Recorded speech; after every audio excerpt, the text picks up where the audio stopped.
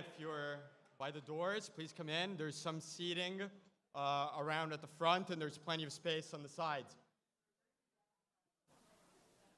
We're about to start the programming, but for now, please rise if you can for the national anthem.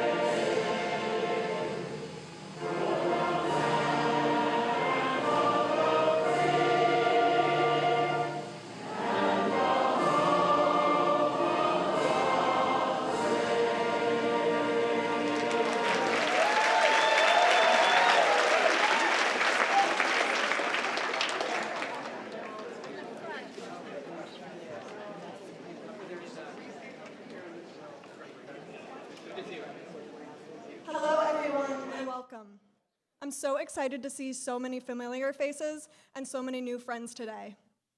For those of you who don't know me, my name is Ellie Sider. I'm a Hunterdon County resident, an organizer, and your neighbor. I know how exhausting it can be to live in the current political climate and news cycle. I know a lot of you feel frustration, fear, anger, and fatigue. But when I look around this room, I can't help but feel hope. Every single one of you,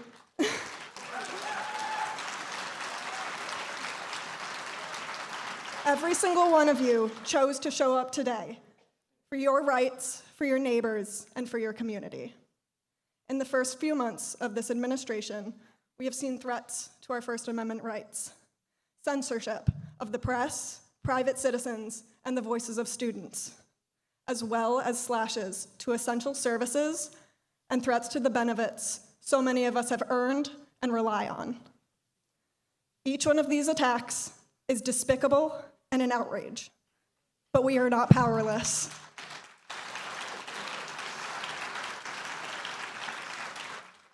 In choosing to show up today, you are engaging in a powerful act of opposition towards an apathetic legislator and a dangerous administration. Your voices join those of millions across the country.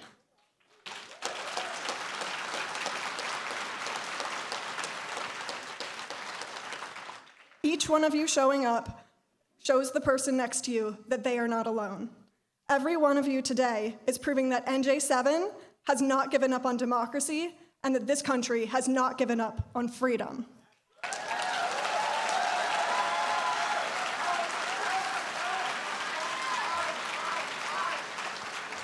Today, you are going to hear from New Jersey residents and community leaders about the issues important to them and how, as a community, we can fight back. Then, we are thrilled to be joined by Congressman Khanna, who will answer your questions about the moment. Our sitting Congressman, Tom Kane Jr., refuses to do so. But that does not mean that your concerns disappear. Now, I'm honored to introduce Teresa Luoni, a CD7 resident, a mother, and someone who understands all too well the importance of health coverage and the power of speaking out.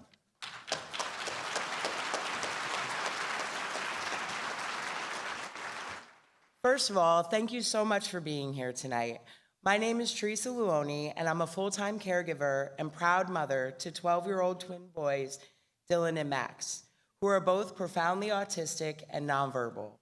We live in Basking Ridge, New Jersey, Like so many families raising children with significant disabilities, we depend entirely on Medicaid and SSDI to survive. These programs are not just line items in a federal budget. They are the foundation that holds our life together. Without them, I truly don't know how we would make it. My boys are beautiful, bright, and full of joy. Even though they're nonverbal, they communicate love, humor, and personality in ways that never cease to amaze me. My favorite example is my son, Dylan. He's never said "Mom" or "I love you," but he has absolutely no trouble letting me know when he's not thrilled with dinner. If he's unimpressed, he'll go to his toy bin, grab a plastic steak or pizza, and place it next to his plate. His very clear way of saying, "Nice try, but not what I was hoping for." It's funny, it's sweet, and it's one of the countless ways he tells me who he is without ever saying a word. Dylan and Max deserve to be seen, supported, and valued, not just by me, but by our country. Medicaid and SSDI help make that possible. These programs cover therapies, medication, doctors, and equipment that keep my son safe and healthy. They also allow me to be home as their full-time caregiver because their needs are too complex for a sitter, after-school care, or a traditional work schedule. But the truth is, we're already living below the poverty line. Every dollar counts. Without Medicaid, we would have to make huge sacrifices just to cover something as simple as strep throat or pink eye, illnesses that are common among school-age children. And those sacrifices wouldn't just be financial. They would mean difficult choices that no parent should ever have to make. I know I'm in a room of people who believe in equity, dignity, and justice. Families just like mine are doing everything they can. I love my children fiercely. I am proud of who they are, but we cannot do this alone. We need these programs not just preserved, but strengthened, so that all children, no matter their abilities, can grow up with care and safety they deserve. Thanks for listening to our stories. Thank you for fighting for families like mine. My boys matter, our lives matter, and we're counting on you.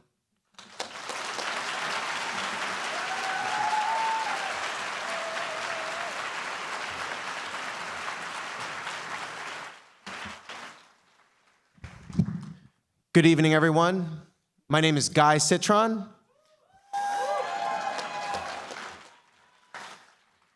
So some of you know me, that's nice. You know I wear a lot of hats, and tonight I'm wearing my Phillipsburg Environmental Watch hat.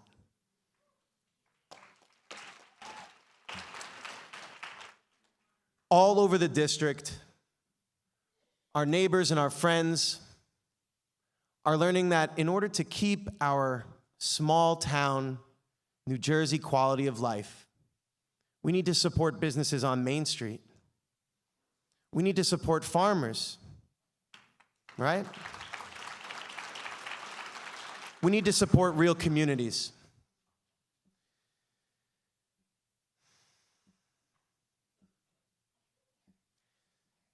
Unfortunately, we can't do that when the powers that be want to pave over everything and build mega warehouses. Is it happening near you? Well, this system that they call land use at the local level has been hijacked by the same tyranny that Teresa was just speaking about. The tyranny that takes wealth out of the community and keeps it in the hands of very few powerful people. And I just want to share a brief story. We're at this land use board meeting trying to understand why this consistency report, which is going to prove why on the waterfront in Phillipsburg, in one of the most beat down, poor neighborhoods, why there has to be a warehouse, right? And guys, we're at this meeting. The engineers presented this 700-page consistency report. It was not even legalese. It was not readable. It was copy and pasted from whatever journals or things, and they had the audacity to ask the board if they had read it before they voted on it, and they laughed.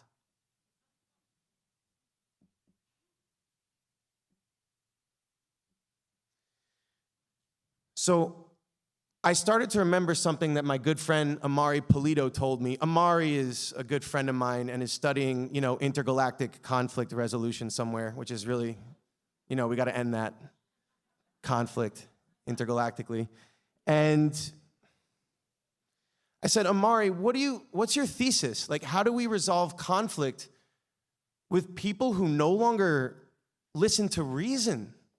With people who will produce 700 pages worth of gobbledygook and then vote on it? And Amari said one of the wisest things I've ever heard. They said, when it gets to that point, you have to outnumber them.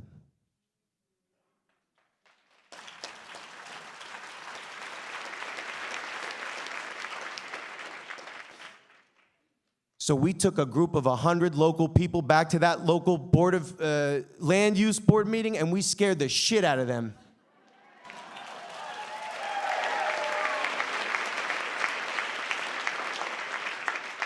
The same board members who had completely unreasonably suggested that this warehouse had to be in this neighborhood, had to hear from neighbors who lived there that they were terrified of what the truck traffic would do when their kids are coming home from school, what the diesel fuel and the runoff would do to the watershed. Not to mention the storm surge. You guys know what that is? We're getting these 100-year weather events now every year, and the flooding from that. If you pave things over, you flood people's basements out who can't afford to fix it. So when I look at this room today, I am deeply impressed at the levels of commitment that this signifies. And my only ask is that you keep showing up locally in huge numbers. It makes all the difference. Thank you very much.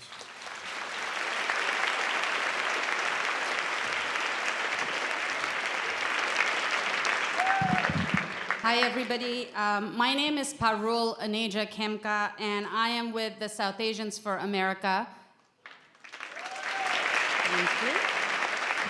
We stand here united today, a testament of power, of community, and a reflection of the very best that New Jersey has to offer. We are South Asians for America, alongside other countless grassroots organizations, all bound by a common desire for a government that listens, a government that cares, and a government that represents all of us. We are doctors, engineers, small business owners, teachers, bankers, union workers, those in trades, and much more. And beyond these visible professions, South Asians contribute in countless other ways as academics, artists, lawyers, community leaders, and engaged citizens who enrich every aspect of American life. Like all our brothers and sisters here, our journey to this nation is often one marked by hard work, perseverance, and a deep belief in the American dream. We have brought with us skills, our talents, our diverse perspectives, and a strong commitment to building a better future for our children. We as a diverse grassroots group represent the rich tapestry of this state, understand the importance of investment in education, healthcare, and innovation. We have seen firsthand the transformative power of opportunity, and we know that America's strength lies in its diversity, in our skills, our thoughts, and our backgrounds. We are proud of this diversity, and we reject any attempt to diminish this. Let us be clear, our interests, our values, our visions for America do not align with the divisive rhetoric of the MAGA movement, which often seeks to marginalize and exclude those deemed others. But we know that America's strength is not in uniformity, but in the richness of its diverse population. Just yesterday, returning from it, thank you.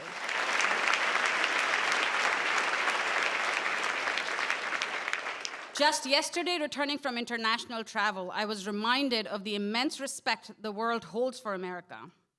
We are seen as a superpower, a beacon of hope and opportunity.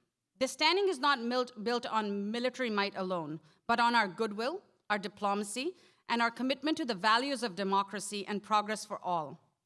As I spoke to many students from around the world aiming to be the best in their chosen fields, from artists to entrepreneurs, everyone had decided not to study in the USA because of the immigration-related issues here. Let that sink in. America became a melting pot for the best minds is now the reason people are pulling away from it. From groundbreaking innovations to caring for those who cannot care for themselves, America has always shown the world how to be successful at being capitalist and community-oriented at the same time. But these things cannot be taken for granted. They must be nurtured, protected, and constantly reinforced. We stand at a crossroads. We must choose what kind of country we want to be. Do we want a nation that cares for its most vulnerables, that lifts up those who struggle and ensures that everyone has a chance to thrive? Or do we want a nation that only nurtures the most privileged and the most powerful, leaving the rest behind? The current path, marked by funding cuts to Medicaid, USAID, crucial research, public education, and our universities, is not the path to the America we envision. These cuts are not just numbers on a budget sheet. They are attacks on our shared value, on our commitment to opportunity, and on our future as a global leader.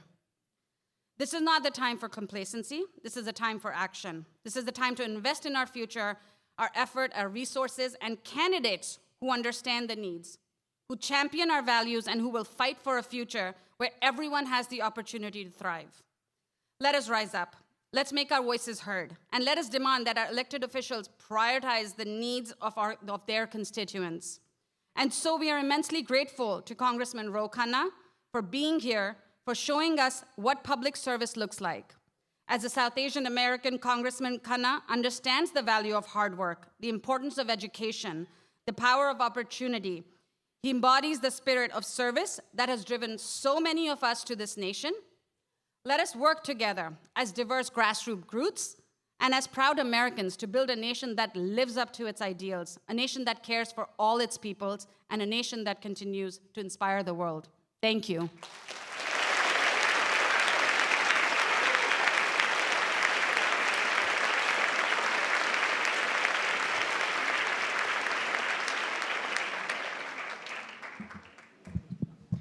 When they say cutbacks, we say fight back. Cutbacks.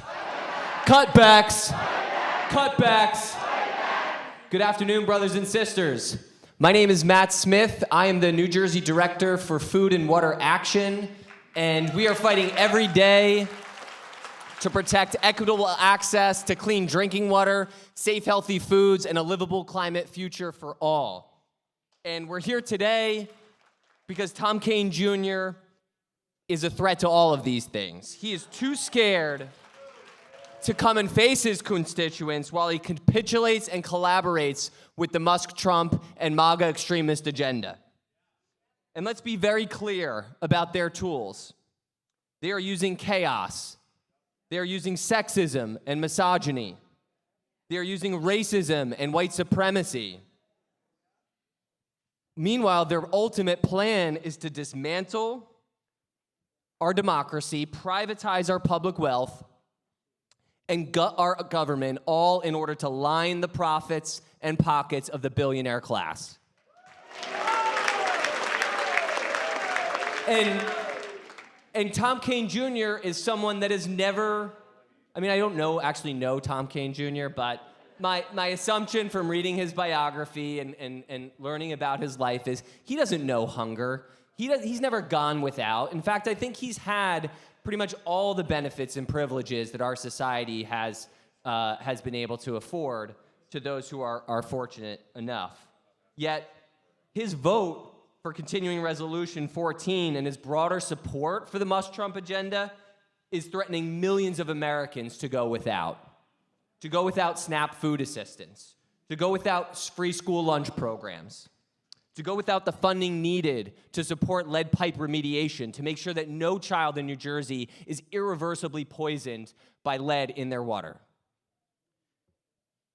Without the resources needed to avert the worst case scenarios of our climate collapse, so that New Jersey can respond to extreme weather events, flooding, wildfires, and other climate hazards, and so that we can actually prepare and upgrade and harden our infrastructure for what's to come.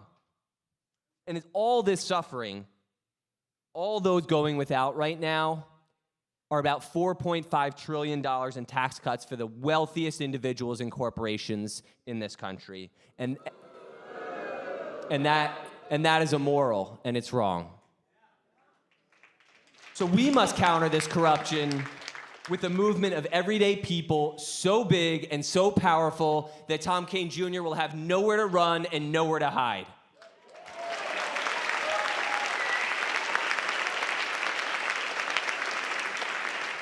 We must confront and challenge him whenever and wherever he shows up in New Jersey's 7th District. And we must educate and organize in between these meetings. You know, now is not the time to ostracize and shun our neighbors who may have made the wrong vote last year, right? That may be a good feeling in the immediate term to point the finger, wag the finger, but this is not the time. This is the time to find that issue that you can build on, find that common ground, and to invite people in and to grow our movement, because they're threatening all of us. It doesn't matter who you vote for. This is about the 99.99999% versus the few others. So now's the time to listen deeply, show compassion, welcome new people into the struggle, and now is the time to fight back. So when I say cutbacks, you say fight back. Cutbacks. Cutbacks. Thank you.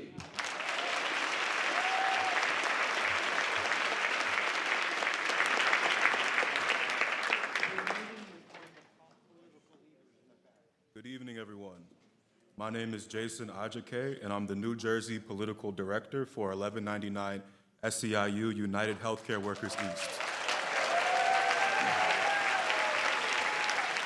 We represent about 6,000 healthcare workers across the state of New Jersey, including over 6 nursing homes right here in Congressional District 7. We are here today to uplift the importance of Medicaid. Nearly 100,000 New Jersey residents in CD7 rely on Medicaid for their health care coverage. Don't be fooled. When the current administration says they are only after waste, fraud, and abuse, it's because they know that nobody, not even the people who voted for them, support cuts to the Medicaid program. In fact, 77% of Americans have a favorable view of Medicaid. That's because healthcare is something that affects everybody. And as a union that represents healthcare workers, we hear stories every day about the need to expand Medicaid. We hear stories all the time about residents who have no family members to care for them. And without our dedicated healthcare heroes, some of who are here with us today in this room, they would just get sicker and sicker. Medicaid is a lifeline for our state, but it doesn't only cover patients. It also provides critical resources to maintain hospitals and nursing homes, preventing unnecessary closures. Medicaid funding is also how we negotiate higher wages for our members. It's how facilities can hire healthcare workers to address short staffing challenges. If these proposed cuts go through, we can expect to see more closures, more layoffs, lower quality care. All we need is 3 brave Republicans in Congress to vote no on cuts to Medicaid. Easier said than done. Easier said than done, but we're gonna do it. And we have 3 right here in New Jersey. We have 1 right here in CD7. So thank you all for joining us here today, and thank you Congressman Khanna from California for bringing us together. But don't let your actions stop here. Talk to your neighbors, encourage them to call the office of Representative Tom Kean Jr. because he needs to hear from us. Thank you.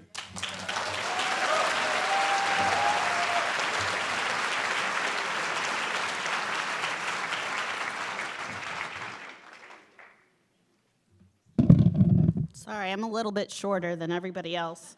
Hello, my name is Jennifer Higgins, and I'm the president of AFT New Jersey. We represent 30,000 pre-K to 12 and higher education workers.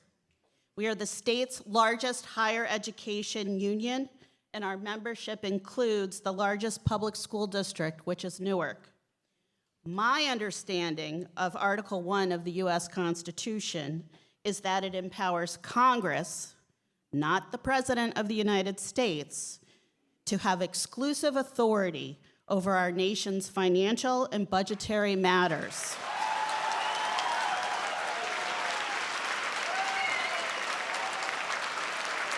The GOP-led Congress that includes Representative Tom Kean Jr.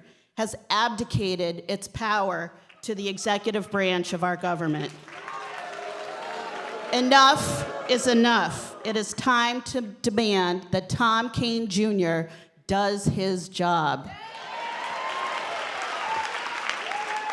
Congress has already allocated funding in many areas that directly impact citizens of this state and across the country, including education and Medicaid.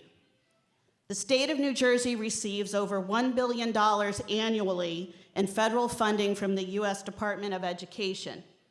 The majority of that goes to provide services for the most vulnerable children we serve, those living in poverty and children with disabilities.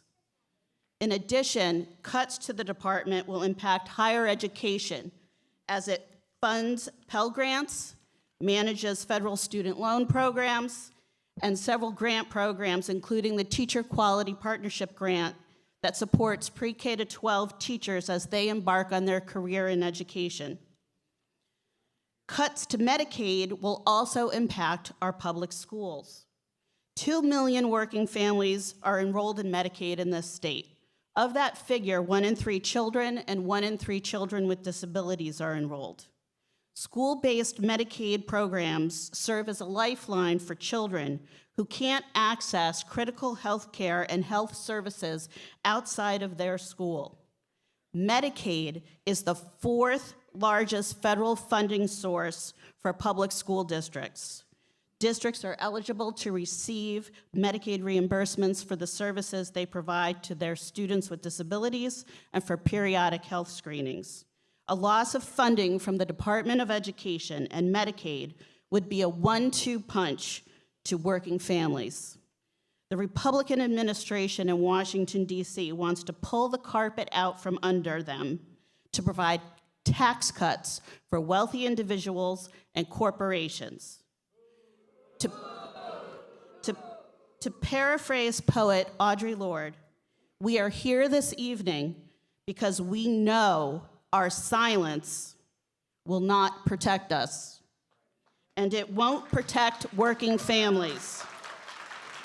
The Republican Congress and Trump administration have repeatedly demonstrated their willingness to sacrifice the many for the benefit of a few.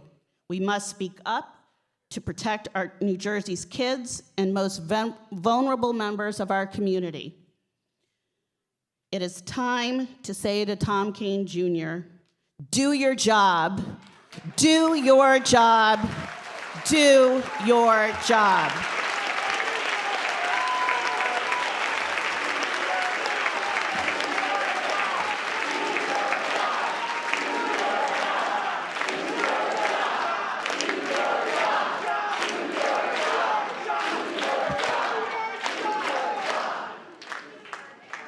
Yeah, and now I'm going to talk about what might be our job.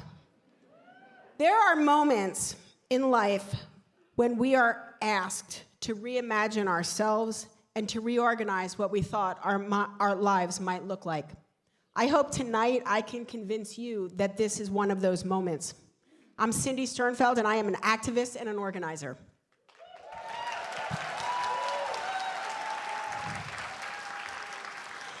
Eight and a half years ago, I was neither of those things.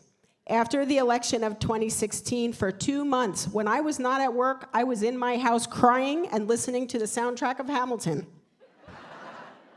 There were a few others of you there too, huh? And then one day I realized the cavalry wasn't coming. No one was coming to save us.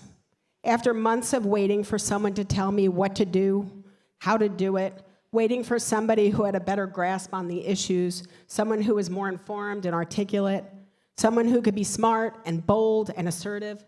And then I realized that someone was going to have to be me.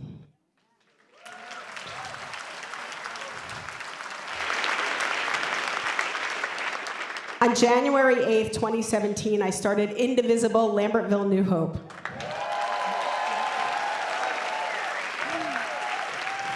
Since then, we've had many organizers and activists join us, and most of us had never done anything like this before. But thank goodness they reimagined themselves and reorganized what their lives could look like, and they've never turned back.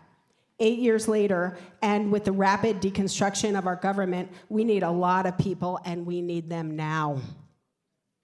So it is now that we, and I'm talking to every one of you, we must all be activists. That's right. So, some of you might be thinking, activist? Will I have to chain myself to a tree or burn my bra? You won't have to, but if you want to, I'm sure that'll be fine. So what do activists do? They look for actions that make a difference, and then they do them. Many actions can be found in Indivisible Lambertville New Hope's newsletter. You can get it through the QR code that you see here, and they're all around the room, okay?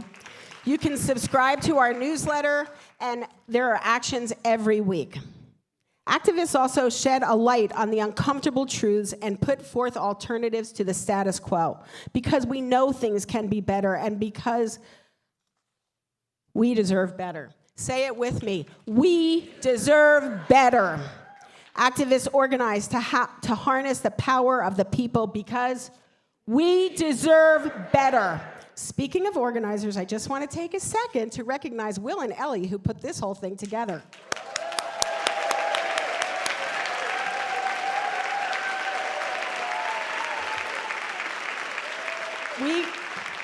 We are represented in Congress by a man who consistently refuses to see us and to hear us. And in his lack of regard for us, Tom Kean flagrantly refuses to represent us.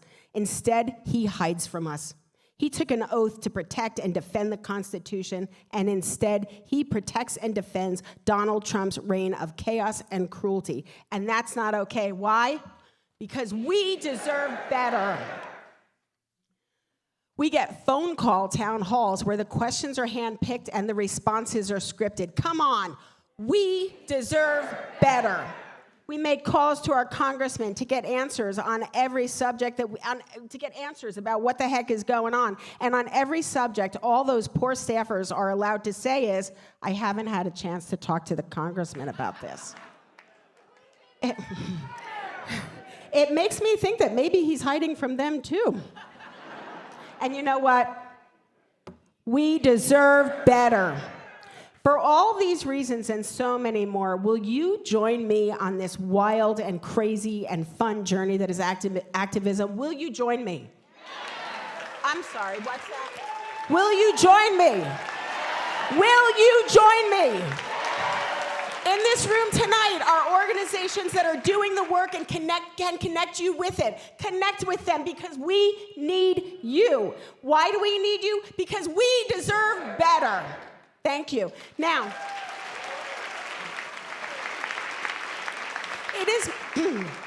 it is my distinct pleasure to introduce my friend and organizer and many, many, many, many wonderful things, Will McConnell.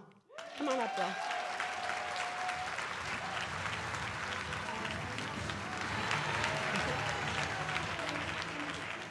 I got some music. Thank you. Thank you, Cindy. Thank you for your kindness and for day after day getting us all fired up all the time. Thank you, Cindy.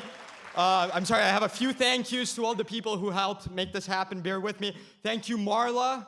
Where's Marla? In Indivisible 1, New Jersey. And thank you, Maggie and NJ-07 for your hard work and keeping us organized. And to the Indivisible chapters in Summit, Rahway, Soma Action, and of course, Lambertville and New Hope, thank you all. Thank you, Jen and AFT, for your powerful words. My grandmother was a proud public school teacher in Plainfield, and my father is a product of high-quality public education in Scotch Plains. Thank you to our public school teachers in the room. Thank you to the Turnpike workers, Local 194, UAW Region 9, 1199, SCIU, Working Families Power, Action Together, New Jersey. Many people helped us out. SAFA, Food and Water Action, CRNJ, the SAF team, and the young people that are here. Many of you on your first town hall, hearing from your elected leaders is not a privilege, it is your right. Thank you, Ellie, who has worked tirelessly for this event. Rich Werwinski, thank you so much, and I want to see how she does this. Thank you, Lizette, and our wonderful ASL interpreters for making this event accessible to everyone. And thank you, Sarah, thank you, Elizabeth, and everyone else who helped put this together, and especially Deb Klein and everyone from my home in Delaware Township. I will have more thank yous at the end, but I'll spare you for now. And most of all, thank you. Thank you for joining us and joining, as Ellie said, a chorus of millions across the country. Your voice will be heard. I am very happy to say that with us here today, we have many people of many political stripes, including several Republicans. And let me say this clearly, you are welcome here.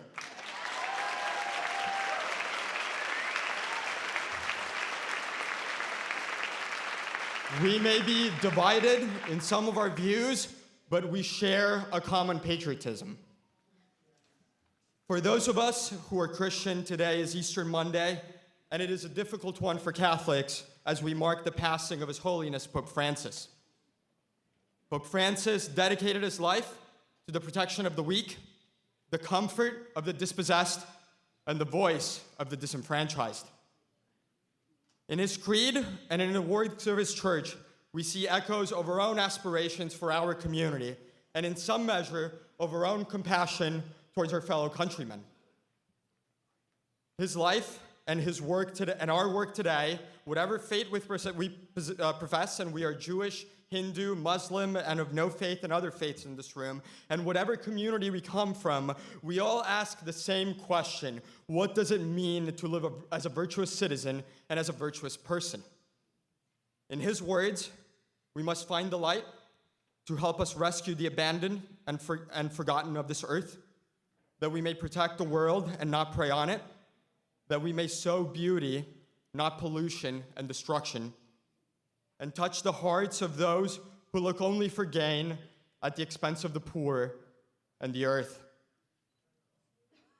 To me, these lessons are found in those imparted by my own parents, who taught me as a young boy to share with my fellows, even if in distant lands that I did not know, to protect the earth from the destruction of climate change, to abhor the death penalty and other cruelties, and work to advance justice in our own society.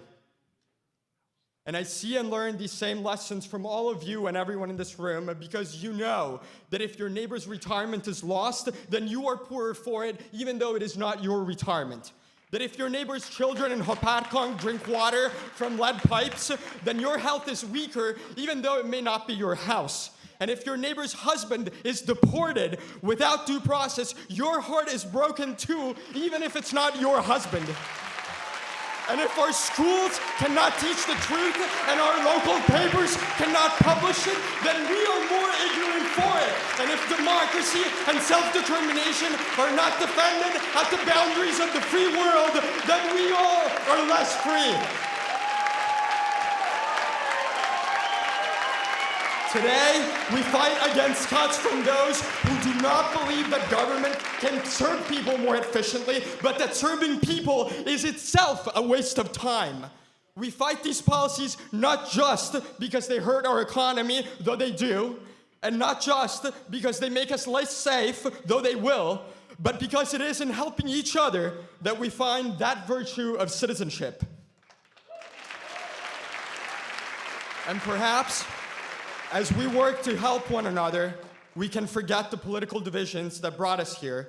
And as was said, we can make us in our own hearts brothers and sisters and countrymen once again.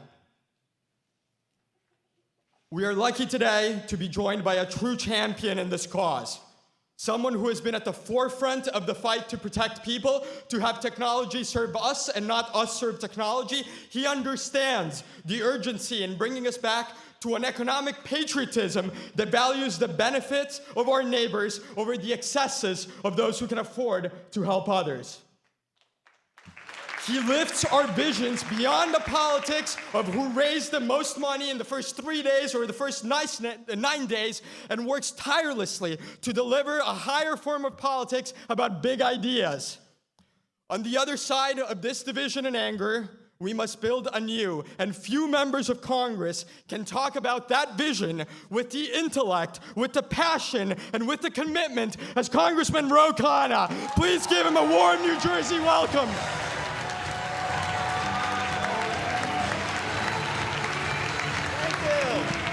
Thank you for being here. Please, have a seat. Thank you. Thank you. Wow. Well, I love you back. Let me just say this.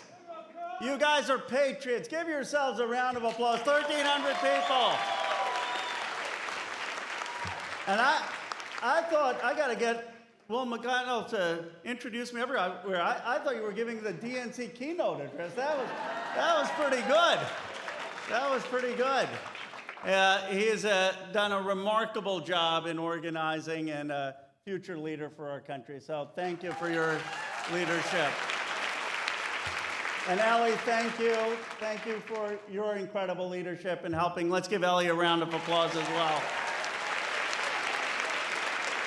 You know, as I was coming in, someone was kind enough to say, welcome home. I said, I didn't grow up in New Jersey. I grew up in Bucks County. They thought it was close enough. But I do have an incredible brother, Vikas Khanna, and his wife, Lauren Khanna, and my family who are in this district. And they're traveling now, but I've been to this place many times for holidays and visiting my brother. He's an incredible person, someone probably I'm not closer to any person other than my own family, and so it's really an honor to be here. Thank you for inviting me. Now, let me say this with seriousness, because I don't say this in a partisan or political way. I have no doubt that Thomas Keene's father would have been here today. Thomas Keene's father was someone like President Bush Sr., someone who I disagreed with at times, but who I respected. He was the president for 15 years of Drew University. And one of the things that he preached, that he talked about, that he was on a panel for in 2004, was civility in American politics, dialogue in American politics, engagement with citizens in American politics. Congressman Keene, by not showing up, you are dishonoring your own family's tradition of public service.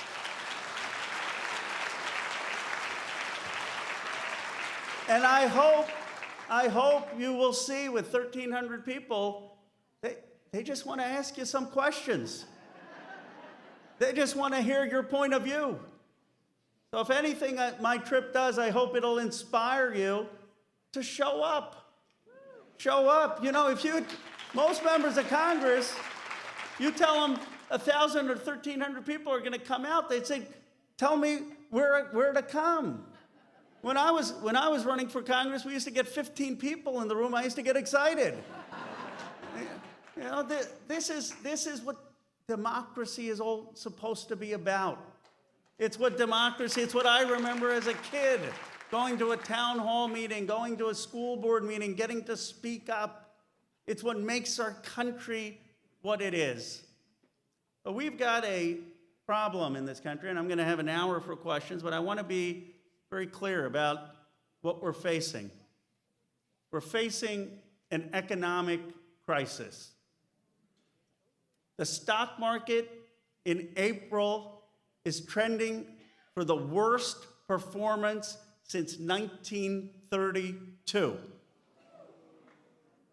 Consumer confidence is at the second lowest level since 1952. While the market goes down, bond yields are going up, the first time in modern history. Usually when you take money out of the stock market, you put money into US Treasuries and the bond yield goes down. Now it's going up because as people have lost confidence in the market, they have lost confidence in the United States Treasury. The crisis has been the biggest self-inflicted damage of any modern administration to the American economic activity. And who do we have in charge? I just want to go through a few. We've got our illustrious Commerce Secretary, Howard Lutnick. You don't have to boo. I just want people to know what these people are doing. Lutnick says that if his mother-in-law missed a Social Security check, she wouldn't notice. And then to be topped, Bassett, our Treasury Secretary, says, well, people aren't looking at the day-to-day variations of their retirement accounts. They're not. I don't know who these people are talking to. Elon Musk is out there calling Social Security a Ponzi scheme. Our president, President Trump, is out there saying, well, if car prices go up, I don't care. I don't think you've ever had a president saying, I don't care if prices go up, but the prize goes to the Education Secretary. Education Secretary McMahon, who's going to classrooms telling people that AI is really A1 steak sauce. How do they find these people? How do they find these people? It's like you couldn't make a movie with these facts. Howard Lutnick is out there saying what America really needs is to screw and make more screws and do more screwing. These are direct quotes. I don't even need notes. They're so outrageous, they stick in your mind. 0.1% of the iPhone comes from the screws. Look at it. And that's their vision for the economy. You wonder why they've destroyed the markets, destroyed the bond markets, destroying the middle class and the working class, creating the conditions for stagflation. Democrats have a different vision for what we need to do. I call it economic patriotism. Yes, people have faced deindustrialization in this country, so why don't we actually build 100 new factories in 100 new towns? You know how we did that? We Democrats did that with FDR and industrialization. You've got to invest. You've got to invest in communities and new factories, new steel factories, new chips factories, new aluminum factories, new ship factories. You've got to invest in the workforce. Democrats believe instead of cutting Medicaid, we need to expand Medicare to cover everybody in this country. Democrats believe that instead of dismantling education at a time where the world is competing based on knowledge, that we need to fundamentally invest in preschool, in K through 12, in college in this country. And Democrats don't believe, like J.D. Vance, that you declare universities the enemy. We have grown our economy. We have grown into this economic superpower that we are because we invested in our community colleges, our universities, which are the best in the world.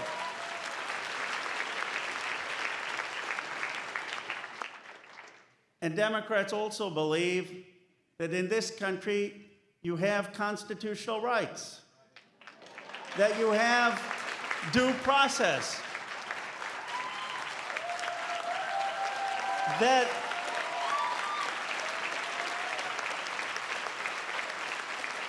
that when you send a Brago without due process to a dictatorship and defy a 9-0 Supreme Court order, you threaten not just a Brago, you threaten every vulnerable person in this country. And I'll tell you something. This isn't simply an issue of immigration. This is an issue of what kind of country we want to be. And maybe I'll close the opening comments on this reflection. See, I am the son of immigrants. My grandfather spent 4 years in jail alongside Mohandas Gandhi as part of India's independence movement. My parents came here in the 1960s when John F. Kennedy called for us to go to the moon, and we did. This was the place to be. America was the place that spoke to the hopes and dreams of people around the world. And I was born in Philadelphia in our bicentenary, 1976. My wife always says, you have nothing to do with that, yet you keep saying, but it happens to be a convenient fact. And I was one of the very few people of Indian Americans growing up in the 70s and 80s in Bucks County, Pennsylvania. But I had teachers who believed in me. I had Little League coaches, even though I couldn't hit, who said, row plays. I had local Bucks County Courier-Times used to publish my op-eds. Once they said, read this 14-year-old's lips, George. I thought President Bush was going to read my op-ed. Now I write in the New York Times, I realize the president still isn't going to read my op-ed. But my point was, growing up in Bucks County, Pennsylvania, I believed anything was possible in this country. I believed that this country is a decent country, it's a fair country, and then this country elected me at the age of 40 to represent Silicon Valley, arguably the most economically consequential place in the world. Donald Trump's attack on our constitutional rights, but more fundamentally, his attack on our decency, on our compassion, on our belief that every person, regardless of the continent their family came from, regardless whether they can trace their heritage back to the Mayflower or whether they are the sons or daughters of immigrants, his attack on that principle is an attack on the very thing that makes America exceptional. Today, my friends, our party has become the party of Lincoln that believes in a cohesive multiracial democracy. And I know by all of you being here today that we will win back this country because we speak to the true character of this nation, the character that I grew up with in Bucks County, Pennsylvania, the character that all of you represent, the character that Thomas Keene's father represented, and we're going to remind this country of what made America, America, and win it back. Thank you very much. Let's take some questions. Thank you.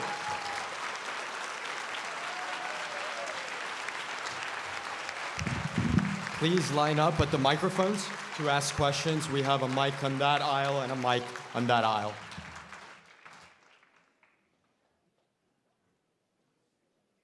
Thank you, sir. You're going to be first. Okay. Thank you, Congressman, for coming. I know your brother Vikas. You do? I practiced with him at the U.S. Attorney's Office.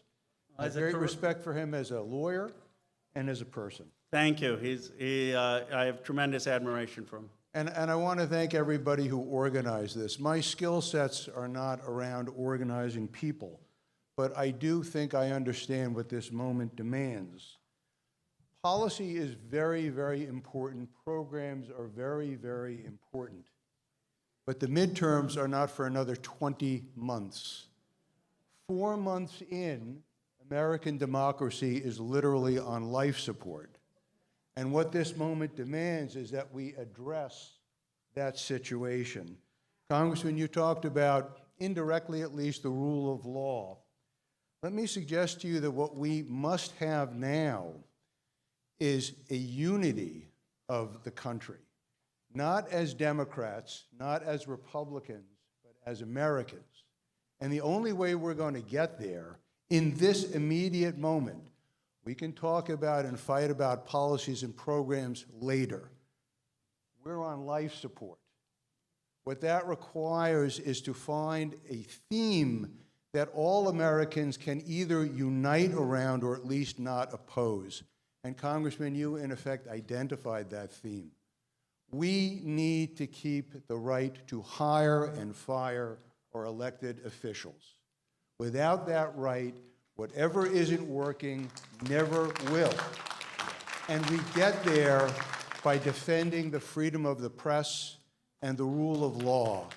People talk about Tom Kean Jr. There's a lot of anger. He's our personal coward here in the 7th District. If there's one thing that we are faced with as a country today that I've never seen before, it is the abundance of cowardice and the absence of courage.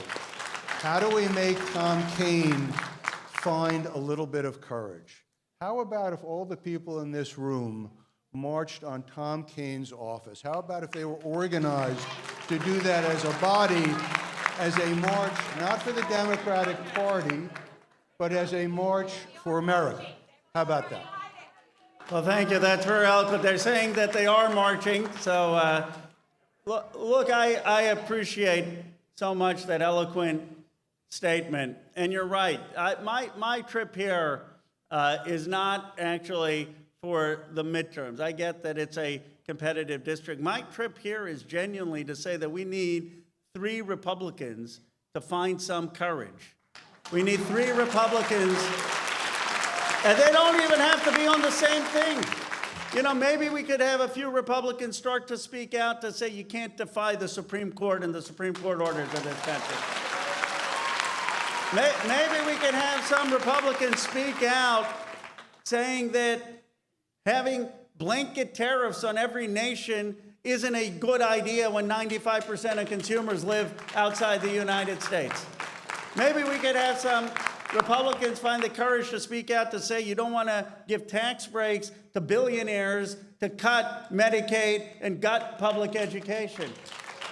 And maybe we could find some Republicans who are going to have the courage to start doing town halls again.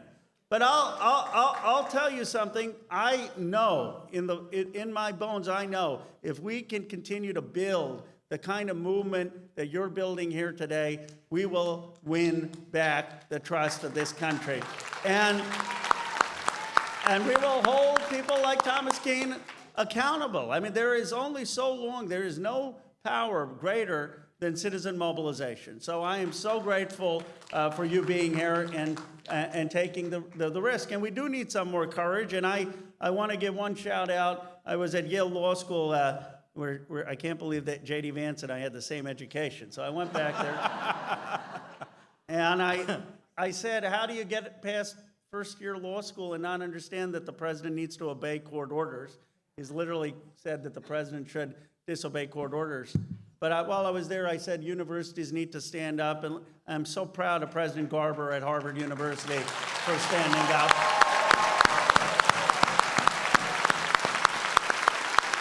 And I'm proud of the president at Princeton, who also has been standing up to the Trump administration. They're underestimating what a group of mobilized citizens in this country can do. Thank you so much for your time today. My name is Rohan, and I'm a current senior at Columbia University, where we have seen $400 million of federal research being cut. My friends who have been working on cancer research to developing a walker for people with Parkinson's have seen their projects cut. What message do you have to Donald Trump and Linda McMahon as they undercut these amazing institutions that create equitable futures, not just for Americans, but for the world in general?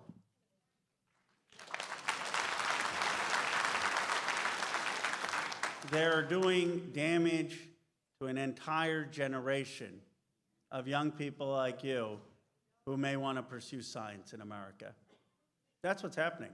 You know, I was with the president of University of Chicago this past weekend because I went there and I was back there for a professor who was retiring. And he said, you know what's happening?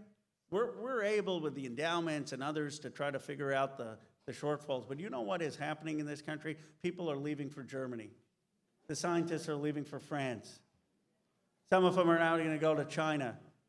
I mean, talk about a self-destructive strategy where we have the leading universities and institutions in the world doing path-breaking research on disease, on technology, on energy. We're basically saying we're going to take a sledgehammer to them and have people leave for other parts of the world. That's what's going on. That's what's going on. And we need to stand up in this country for science. And we need to stand up in this country. And we need to stand up in this country for our colleges and universities. You are not, did we make a mistake in America by hollowing out manufacturing? We did. Did we make a mistake in this country by not having enough investment in vocational education and pathways for people who are going to go into the skilled trades? We did. But let me tell you something. You're not going to help people who lost manufacturing jobs by smashing colleges and universities and engaging in anti-intellectual nonsense. That's not going to build modern factories. It's going to take PhDs and plumbers. It's going to take modern software and hardware. And we need to have the courage to stand up for institutions that are producing enormous American innovation and enormous benefits to this country. And I think if we do, the American people will be behind us because they understand what is at stake.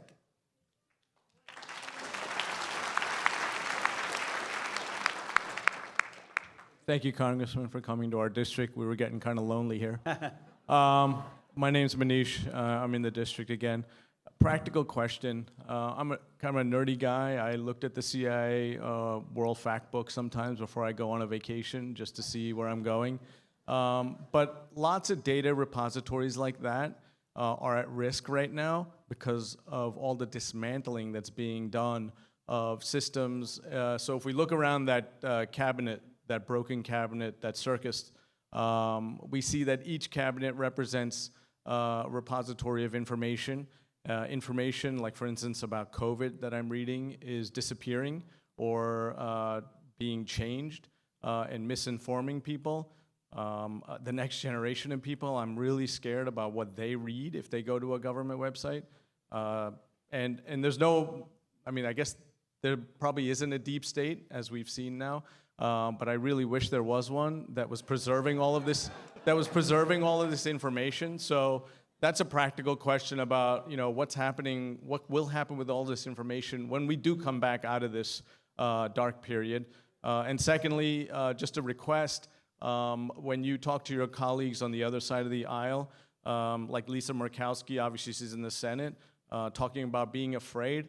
Ma'am, Ro Khanna, Alexandria Ocasio-Cortez, and Jasmine Crockett, they get far worse threats than I'm sure you ever do. So please, either show some courage or quit. And you can tell that, hopefully, to your people that are on the floor of Congress.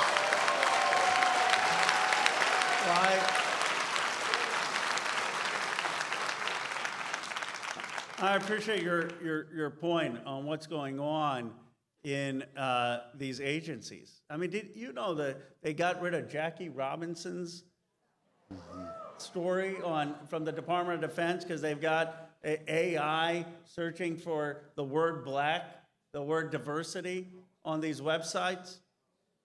The reality is that they're also taking down information on public health. I mean, they're firing thousands of people at the FDA, thousands of people at NIH, and then taking down scientific information from our websites, which were the envy of the world, where we didn't always have 100% truth, but we had a rigorous process for getting that information up there that was not political.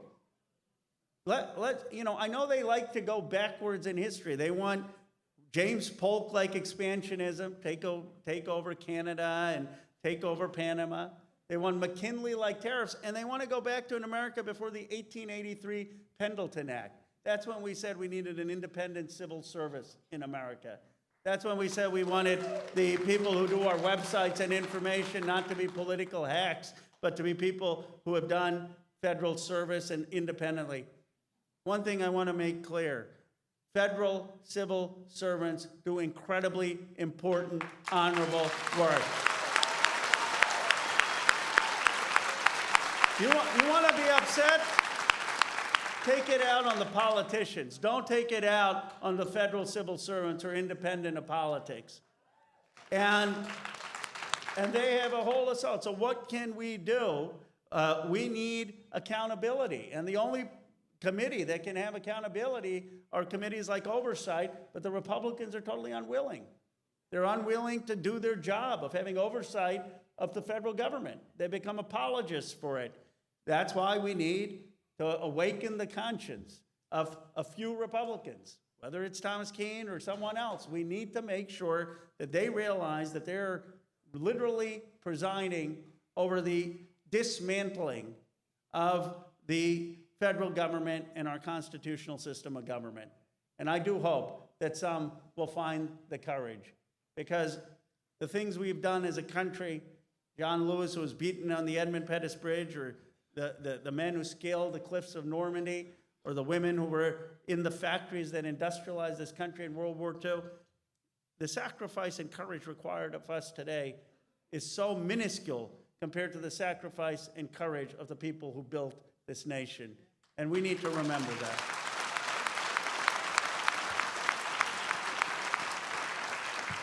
Hi, good evening, Congressman. So thank you for being here. My name is Jake. I'm a resident of Randolph, New Jersey. I'm also an engineer. Thank you. You know, we recently had a school board election, and out of the 20,000 people eligible, 1,600 voted. We've lost seats to people involved with Moms for Liberty, interested in censorship, interested in taking down our school systems. You know, as a young person, I'd hope to see more of my people here. I want to ask, what can you do? What can the Democrats do? And more importantly, what can I do to bring people from my generation here so that we can vote on these important issues? Well, you're here. I appreciate that.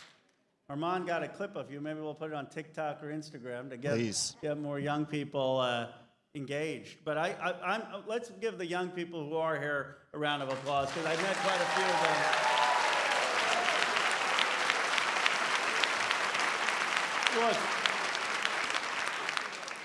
the young people need to realize that they have the most at stake in what's going on.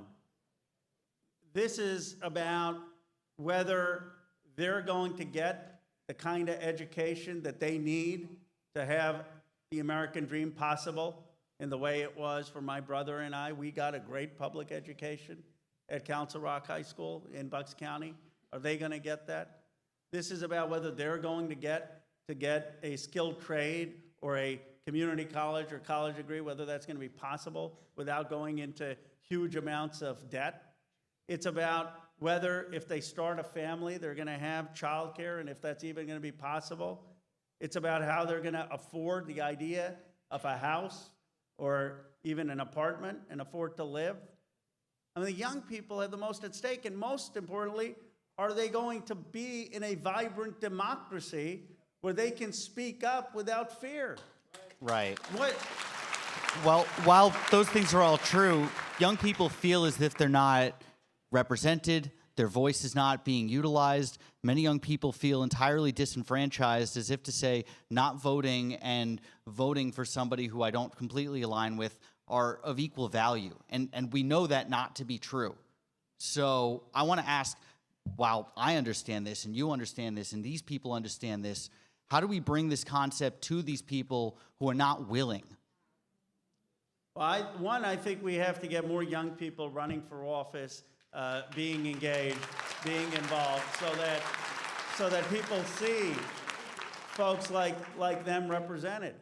But also, we have to be honest about the stakes that politics have. I meet so many young people, and they say, well, I want to make a difference, but I don't like this politics stuff.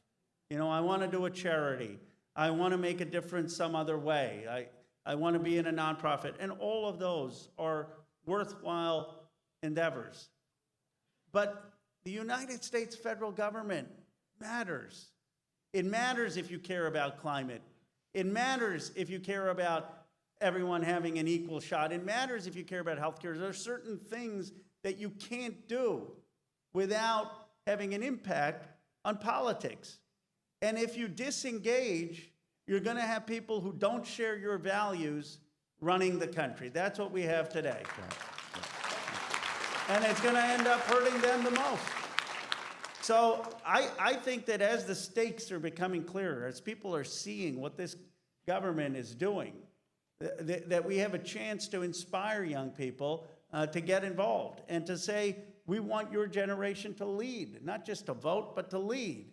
And people who have been there a long time and whose service I respect, but some of them have to make way for a new generation to also have the chance to lead. Thank you.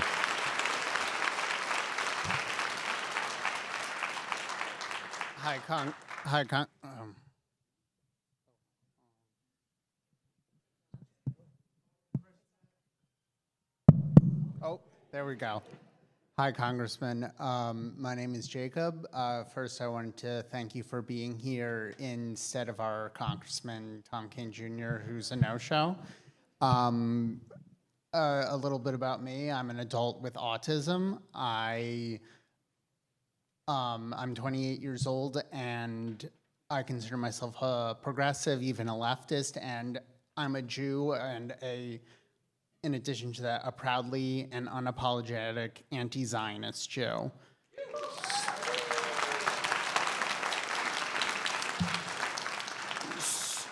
So the way I see it right now is the Republican Party has decided that where they stand, they're going to stand with the fascist regime that is quickly spreading throughout our nation. However, I think there's an elephant in the room, well, in this case, a donkey in the room, that the Democratic Party, who has presented itself as the resistance, has up to this point done anything but resist. And listening to the last question, what I think back to is I voted for Kamala Harris, despite the fact that I took great issue with what the Biden administration and what she was continuing to push was a systematic genocide in Gaza. And a lot of the line that you would often get from mainstream liberals and Democrats is, well, Trump is going to be worse. And respectfully, that's not an answer. That's not an adequate answer to me. So recently, DNC Vice Chair David Hogg took what I think is a great step of putting money into more progressive candidates to challenge complacent Democrats.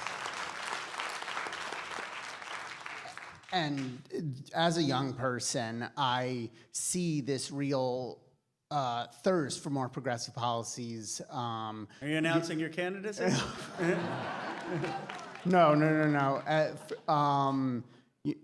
For more progressive policies like universal health care and the like.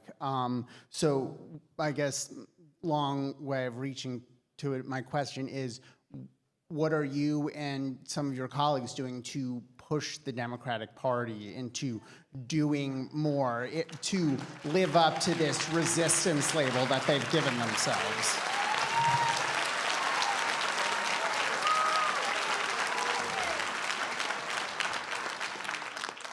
I believe the future of this country is a progressive future. I have fought from the day I got into Congress for Medicare for all. I have fought, even though I have more billionaires in my district than any other congressperson, to tax those billionaires. I have fought for childcare at $10 a day and childcare workers getting paid $20 an hour. I have fought for free public college and vocational education in this country. I have fought for a living wage. And I was one of a handful of 40-some congresspeople who voted against the offensive aid to Netanyahu. And the reason I did that is not because I don't recognize, I believe that we can have peace in the Middle East. I believe we can have a secure Jewish democratic Israel, and we can have a Palestinian state with Palestinian self-determination. But I don't believe that Netanyahu's policies of indiscriminate bombing and the way he continued it were the right policies.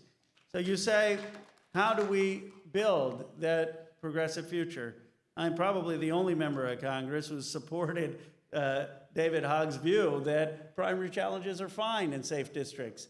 I ran a primary campaign. I don't understand in this country where it is written that in the Constitution that if you are a Democrat and you're an office holder, that you're entitled to have that seat. This country is based on competition.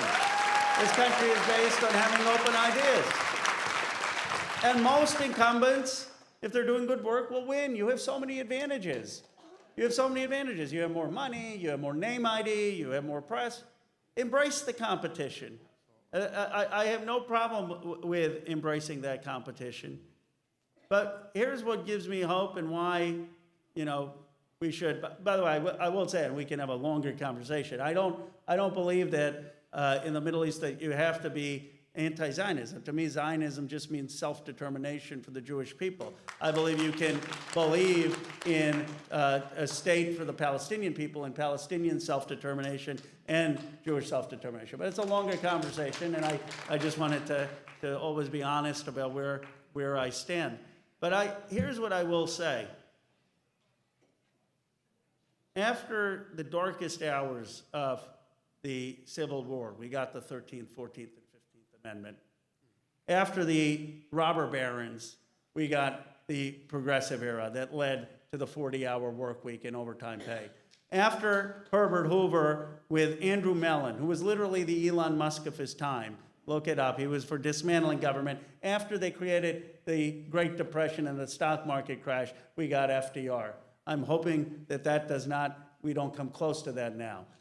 But my point is, through crisis is when this country has had renewal. And usually we have a renewal that is bold and that addresses the needs of the country, because people voted for Donald Trump out of anger. And that anger was an anger that the system wasn't working. But he offers no vision. We don't need to return to the status quo. What we need to do is to recognize people's legitimate anger and say, here is the vision for the future. Here is the vision that is actually going to create health care and child care and give people a shot. And I believe when we do that, we will have a new progressive era, and your generation can be part of building that.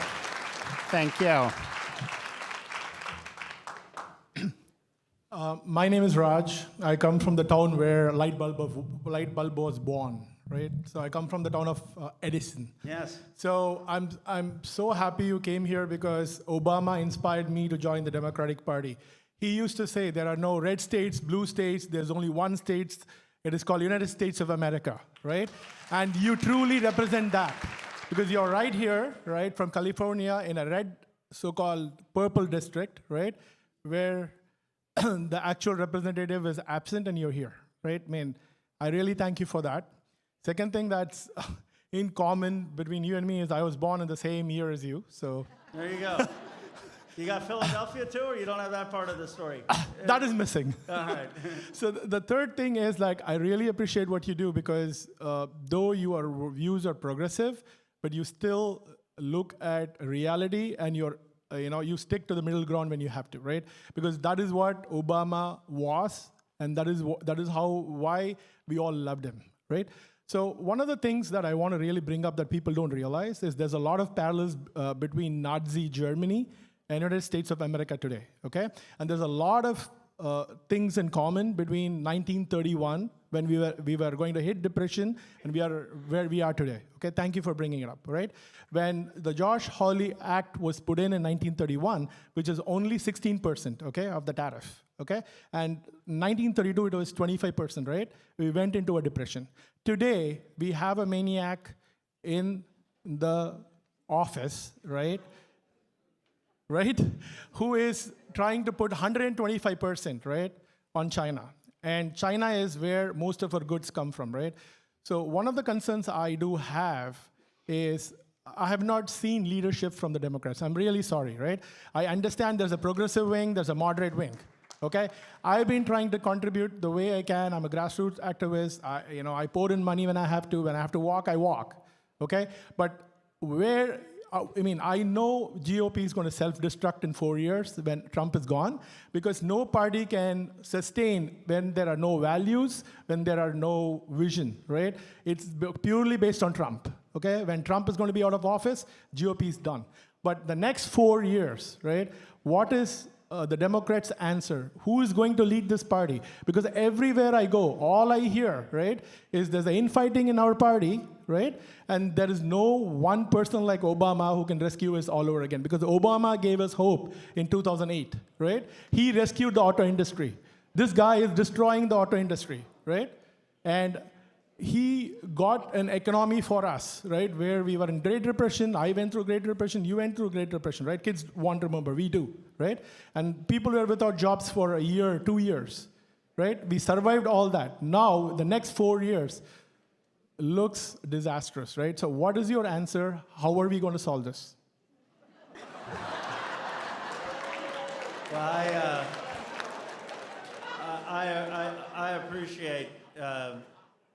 I appreciate your passion and your we share a mutual admiration for Barack Obama. You know, wishing for another Obama is like wishing for another King or Douglas. He was once of a generation.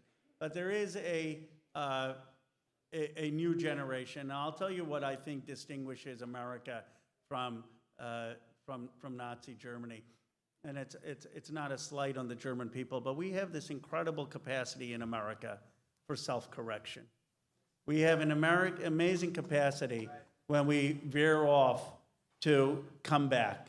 And the reason we have that is part because of the incredible multiracial tradition we have. It's often been the Black South and the Black community that has been the conscience of the United States of America. There's a reason they want to erase Black history. It is because we as a people have come from every different part of the world, whether going all the way back to Mayflower or more recently, that we have a robust commitment to fighting for freedom, that it is sort of rooted in the American character in our way of life. It's why it was so offensive to people, even Republicans, that Elon Musk, who they were cheering when he was sending rockets in space, was now going to be making decisions on self-government when he had no elected office.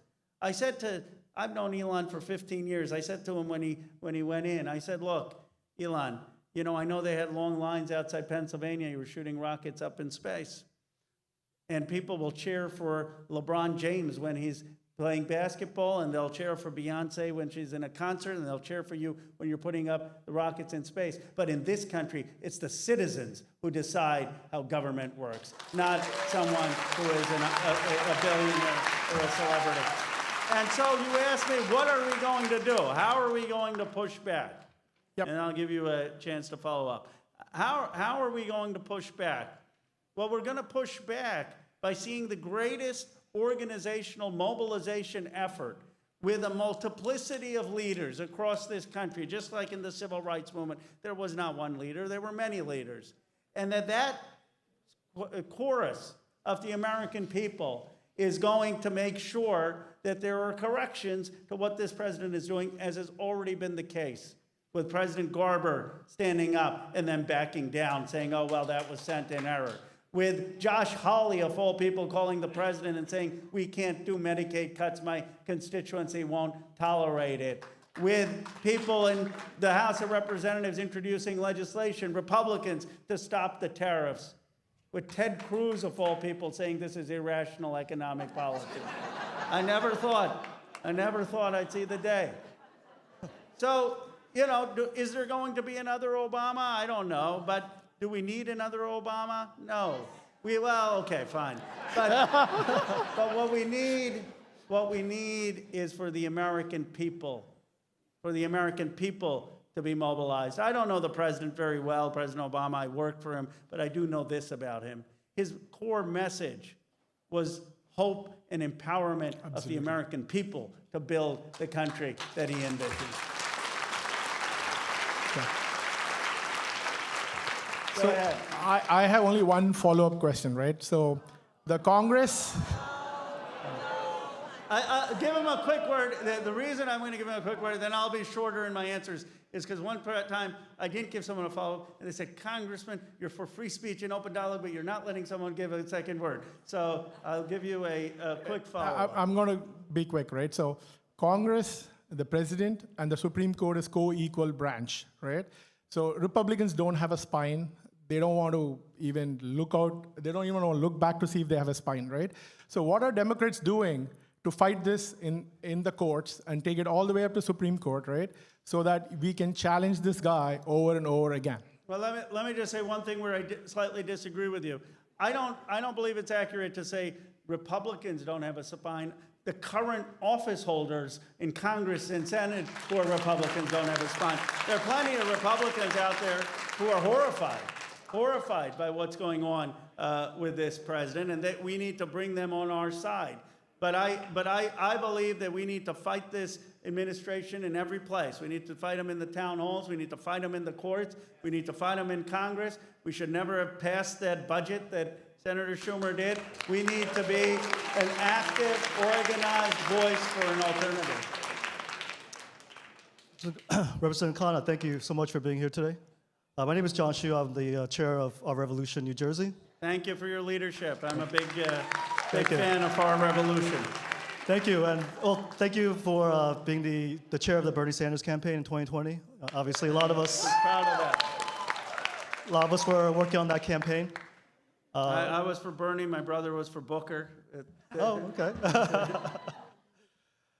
Yeah. So thank you for that. One thing I want to mention is we are organizing for Medicare for All at the state level here. So if you have seen anyone with the Our Revolution shirts, you can talk to them if you want to help with that organizing. Thank you. And I know that you're a big supporter of that as well, so thank you for that. I am. Side note, I did run for Congress last year against Frank Pallone in the 6th District.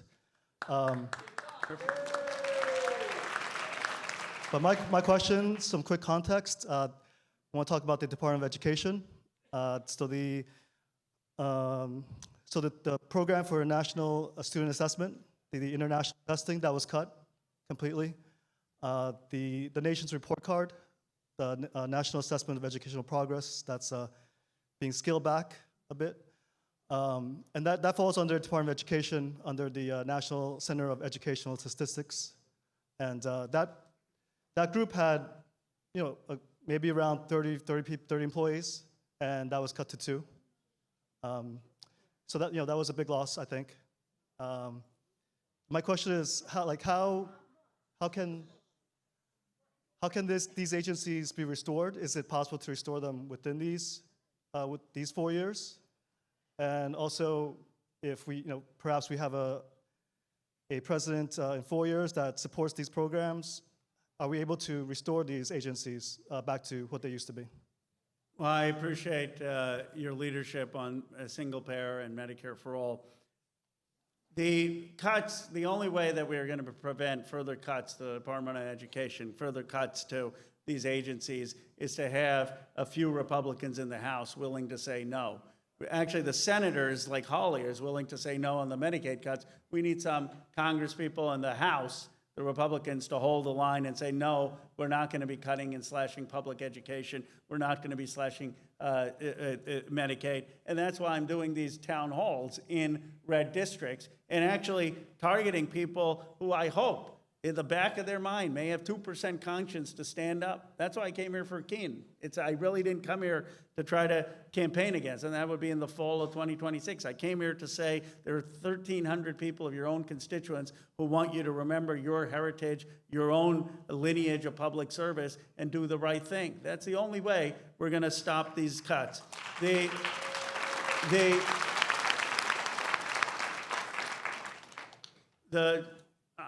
I don't envy who the next president's going to be. It's going to be a Herculean task. It's going to be a Herculean task to rebuild this country. And it's going to take every one of us. It's first going to take every one of us to stop the damage Trump's doing, but it's going to take every one of us to rebuild those agencies and to rebuild what this president is breaking. He's doing generational damage in 4 months. I can't even fathom what he's going to do in 4 years.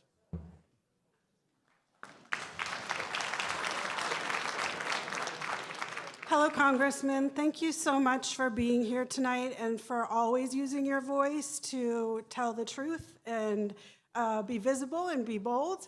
I also appreciated you sharing your family's immigration story. I came to the country at 4 months old from Colombia. My name is Teresa, and I was naturalized as a citizen, raised my hand, gave my oath to the country at 2 years old as a toddler in my father's arms. I gave my oath again to the country when I decided to work for the Department of Veterans Affairs with combat veterans and survivors of military sexual trauma. Thank you. As a trauma therapist, and I always said I was honored to serve those who served. In every duty station, you raise your hand and you give that oath again. Myself and many other naturalized Americans have given our oaths to this country, and I feel like even more so than maybe those that were born here. It is a living thing that is in us because we've taken those oaths many times, and we live those oaths. And I feel like the country is not living that oath in return. It's a reciprocal project, and it is not being returned by the country. And I speak also using my citizenship and my voice right now for immigrants that have less rights and less visibility because it is unsafe. I at least have citizenship for now, and I say for now because naturalized citizenships will be the next on the block. And as I see due process being eroded, people being disappeared and kidnapped, like the countries from Latin America that I came from, where it used to happen is happening here now. The place I left because it was unsafe is now safer than where I live now for me to be a citizen of this nation. And my concern is not just Republicans in Congress, but also Democrats in Congress. I know that this has not been a popular issue, but there is way too much silence. And when I hear words, mostly they are things like Gavin Newsom saying it is a distraction, or anonymous Democrats saying that, oh, just one gay hairstylist, we need to bother with that. And I also just want to say, and I know you know this, but it is us first, and it is everyone else next. Due process for one is due process for all. And so,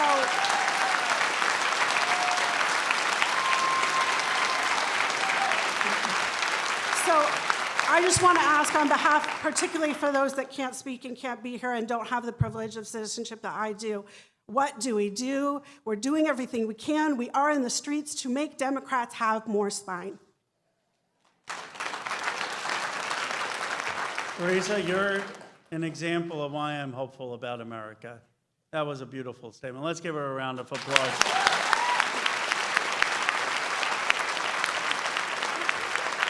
I gave 2 major speeches last week. I had gone to Cleveland to give a speech about economic patriotism and an economic philosophy. But then I also went to Yale to talk about the attack on the rule of law, the attack on due process, the Abrego case, the case someone was telling me here of a person who's been in the community for 18 years and has not had due process. And people said, well, why are you not just talking about the price of fags? I said, because this country is about so much more than the price of fags. This country is about the Constitution. This country is about standing up for the rights of every person. The 14th Amendment does not talk about the rights of citizens. It says the right of every person. The First Amendment doesn't talk about the right of citizens. It talks about the right of every person in our jurisdiction.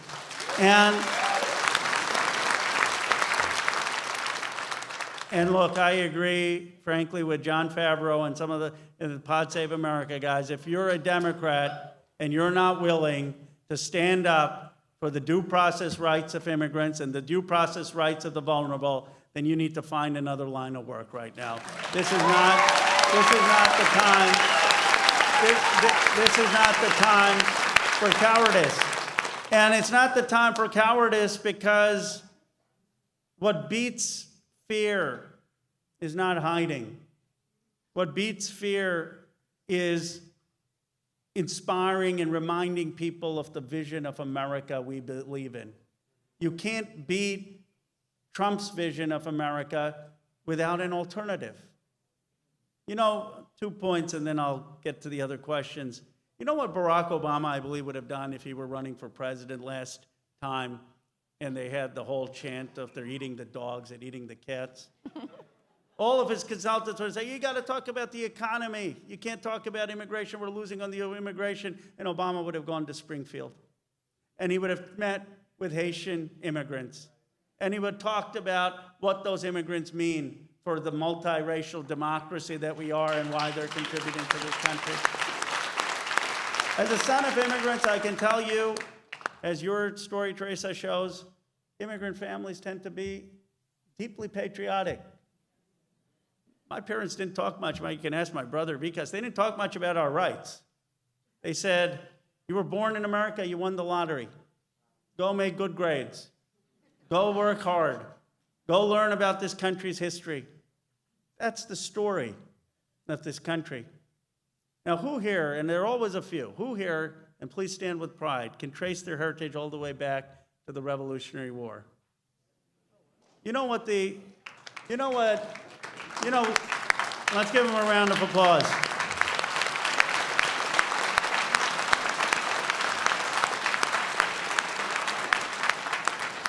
And who here is either an immigrant themselves or, like me, the son or daughter of immigrants? Raise your hand. We got both. Right? Let's give them a round of applause. You see, Lincoln had this dilemma in 1858. He had to convince people that a German American or a French American could be American, because there was this challenge back in 1858 to be American.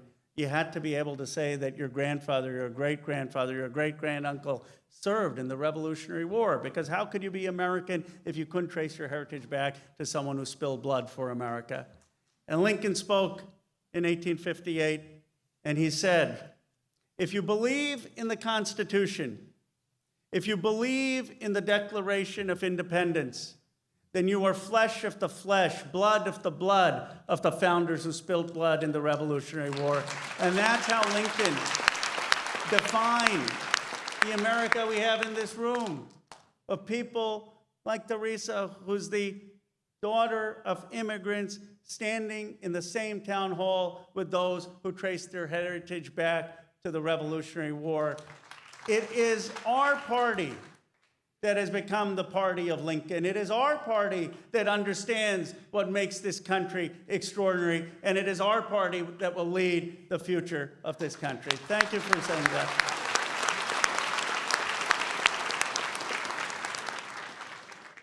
Thank you. I'm wondering, and I'm asking you, why can't we use Trump techniques against him? He throws something at us every day. Tariffs this, tariff that, cut this, cut that. Why can't we impeach him every day? Impeach him for this, impeach him for that. We know it's not going to go anywhere, but it's going to get attention, and it's going to get on the news nationwide if a lot of these potential impeachments are put forward. And I think a really good one is accuse him of euthanasia of the weak and the poor in this country by cutting all of these health care programs and aids to schools that do the research and get the new medications, et cetera. I mean, you throw around the word like euthanasia, it means something to people. But look, you're right that he's committed innumerable impeachable offenses already. But to do that, we've got to win back the House, the Congress. No, I'm not saying win them. I'm just saying put them out there. Just put out the resolutions, you're saying. Yeah, have a congressman say, we're impeaching every day. We're impeaching him for cutting this program. I hear you. I think that's a reasonable point of view. Certainly he's committed impeachable offenses, and impeachable offenses from stealing from the poor, from cutting Medicaid, but things that are blatantly unconstitutional. And I hear you on that, and I think we should have the Congress talk about that, and members of Congress talk about that. Yes, as often as possible, every day if possible, every week. Yeah, no, I mean, look, I mean, I voted for his impeachment twice. I'm thrilled to be able to vote for Yeah, it. but it's not going to go there. It's going to get attention on the media. But I hear you, that pointing out, that he's stealing from people's benefits without any constitutional authority, that he's giving people literally death sentences by firing people at the FDA and NIH, where people are relying on some of those drug therapies, cancer drug therapies, and that these are impeachable offenses. I mean, I think that is absolutely something that we should do, and I'm happy to talk to my colleagues. Go ahead. Go ahead. Thank you for being here, Congressman. I'm Enes Bengül from Monmouth County. We have a governor's election coming up in New Jersey in November. In June is the primary. There are 6 Democratic candidates. One of them has been endorsed by your extraordinary colleague, Bonnie Watson-Coleman. His name is Ras Baraka. He is the mayor of Newark. Baraka! He is the progressive candidate. Can you tell your friend, ask him to endorse your friend Bernie? Can you ask him to endorse Ras Baraka so we have a chance to finally get a progressive candidate as the governor of New Jersey? I know a number of the candidates. Let me say this, it's because there's so many partner organizations with this. One of the things I said is I was not going to wade in to local New Jersey politics, and I know New Jersey politics well enough to know that that's probably not a good thing, even if it weren't so many organizations. So I'm happy to talk to you outside, but given the organizations involved, I don't want to get anyone in trouble by weighing in on a local race. Very disappointing, though. Hello, Congressman Khanna. It is a profound honor to be here and to have the opportunity to speak with you. My name is Om. I am 21 years old. I'm an environmental science major at the New Jersey Institute of Technology.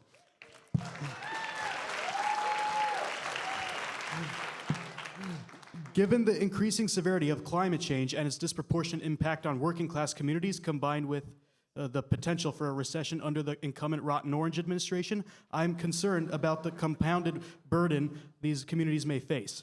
In the event that climate mitigation efforts are undermined and economic conditions worsen, what is your assessment of the likelihood that these communities can be effectively uplifted under such circumstances? And furthermore, if the challenges facing these communities deepen, what specific policies or strategies would you advocate to ensure they are not left behind, both in terms of environmental resilience and economic recovery, in a manner that is both bold and equitable?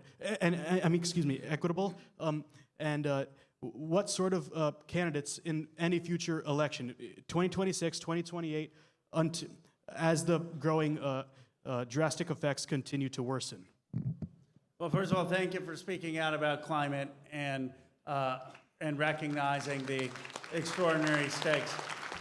One of the things we need, and why the gubernatorial race matters, the mayor's races matters, we need local leaders, state leaders who are going to champion climate while there's an assault from the federal government. And I know here, whoever you end up electing in New Jersey is going to do that. So there need to be resources devoted for environmental resiliency and supporting those communities that are going to be hardest hit by climate impact. But when we get the White House back and when we get the Congress back, we need bold policies to end fossil fuel subsidies. That's the real waste. To massively invest in renewable energy, to invest in battery storage and energy storage, to invest in the upgrade of our grids, and to make sure that those investments are throughout the country, including in communities hardest hit, and to build the infrastructure and for environmental resiliency. So your generation, by getting involved, can make sure that's on the front and top of the agenda for 2026 and 2028. That's how we got the IRA with President Biden. It is such an honor. Thank you. My name is Mary Lynn Chiavi. I'm from Long Valley, New Jersey. When I'm not overcome with anger, I think about ways to build bridges. And I don't think the answers, with all due respect, are going to come from necessarily our elected leaders. I think it's got to come from the groundswell of average people. Well, these aren't average people. These are the extraordinary people here. Right. So.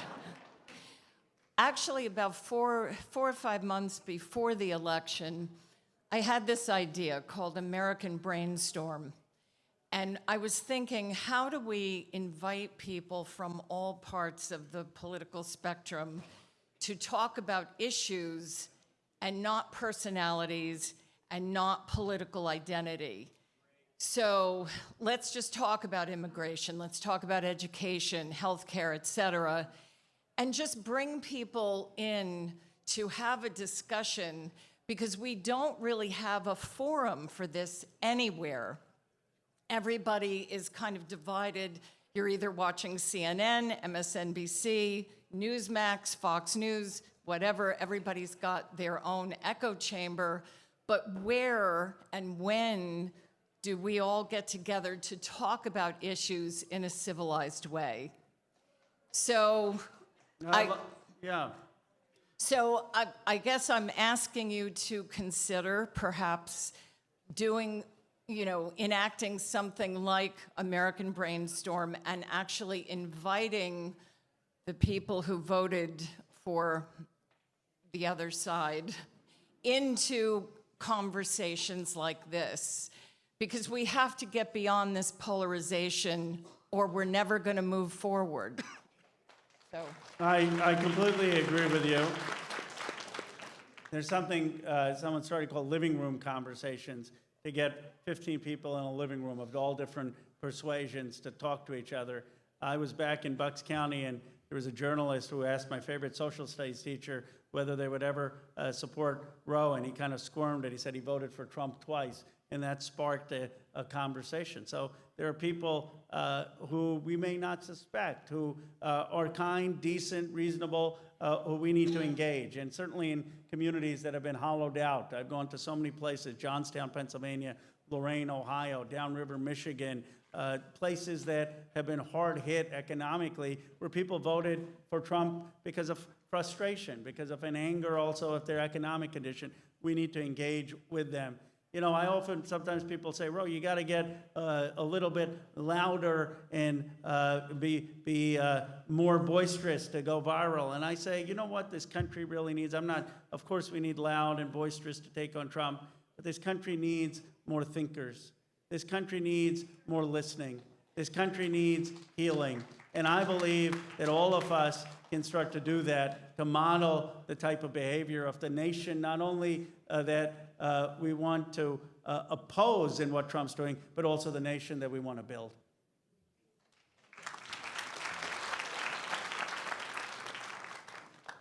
Hi, Ro.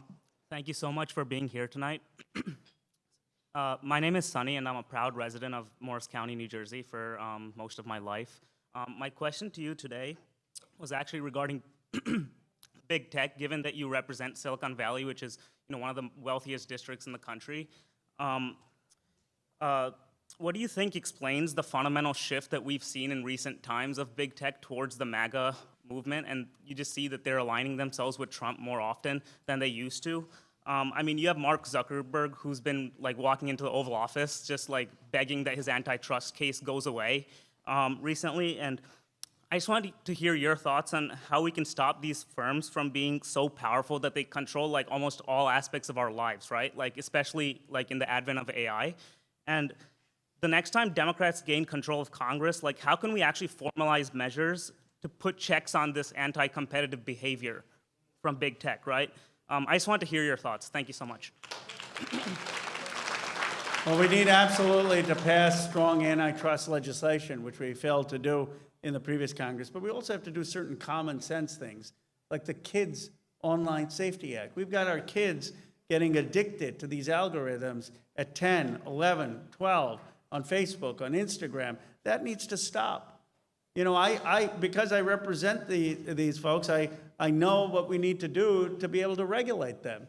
Sometimes they go in front of Congress, and Congress doesn't know the difference about Apple making the iPhone, or one of the congressmen said, did Google make the iPhone? So, we need to make sure that we have a generation that understands technology enough to be able to regulate that technology, but they absolutely need to be regulated, and they're going to have a wake-up call. I think a number of them voted for Trump because they didn't like some of his ugliness and rhetoric, but they thought they'd make more money with his deregulation and tax cuts. I said to someone, how is that working out? Not very well for them. So you're right, though, they need to be held accountable. And they need to be taxed, again. I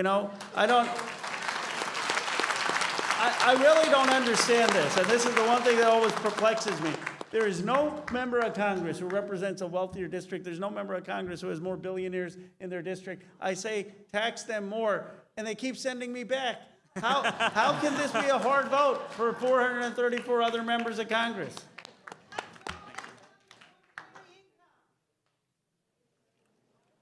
Go ahead. Thank you, Congressman, for being here, and thanks to everyone for organizing this. My name is Asrar. I grew up here in Bridgewater and still live here in Bridgewater. My question, well, we touched upon it a little bit earlier, so I think people are interested in something more progressive, or at least something different, right? I think that's why people, voted for Trump, maybe, right? How do we get more progressive wins, right? How do we push Democratic leadership more progressive in that way? At a national level, how do we counteract Trump? Well, you're doing so by showing up. I'm a progressive Democrat. I'm proud of being a progressive Democrat. 1,300 people showed up in a swing district in New Jersey. That means progressives. There is a vision that can work anywhere in the country. What does it mean to be a progressive Democrat?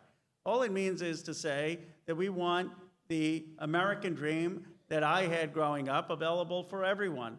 That in this country we've seen a soaring income inequality. We've gone from 53rd in the world to 128th in the last few decades.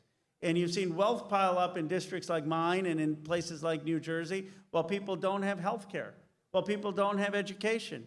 So I believe we should have health care for everyone from the day they're born. I believe we should have preschool education in this country.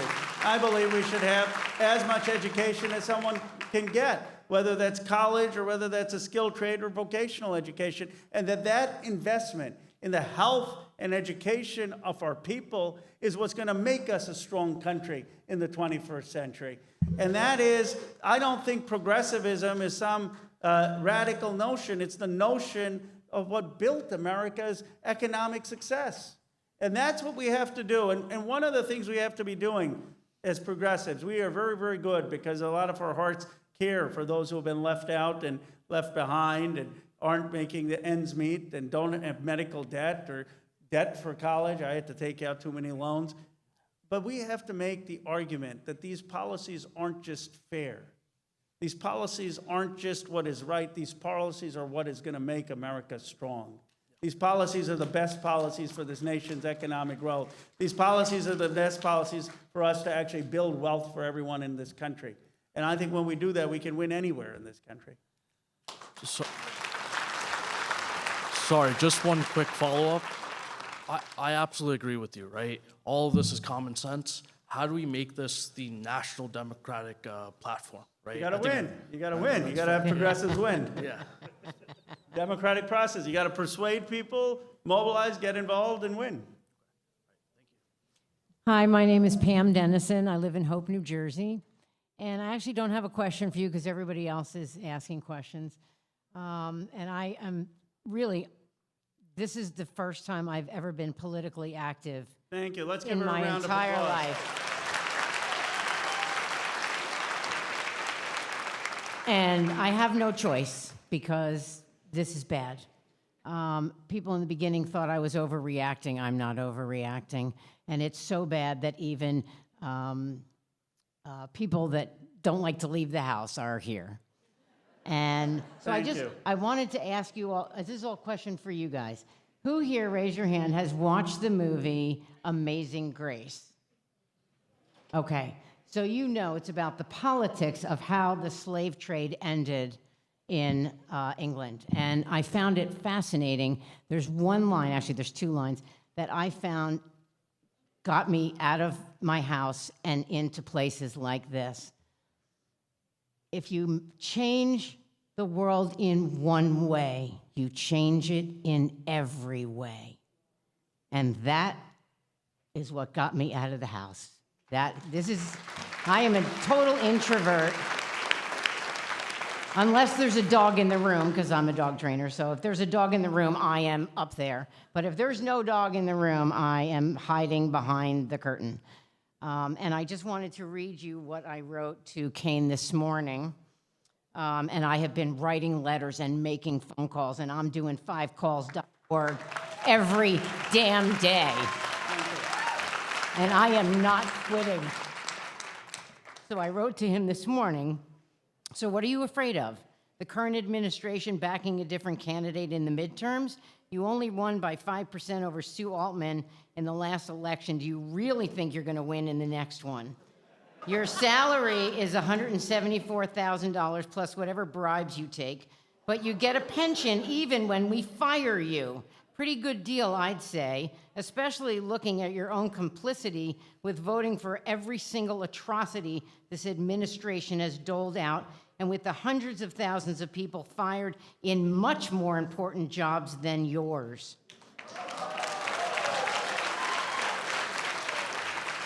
Lisa Murkowski, Alaska, even admitted to her constituents that she is afraid of Trump.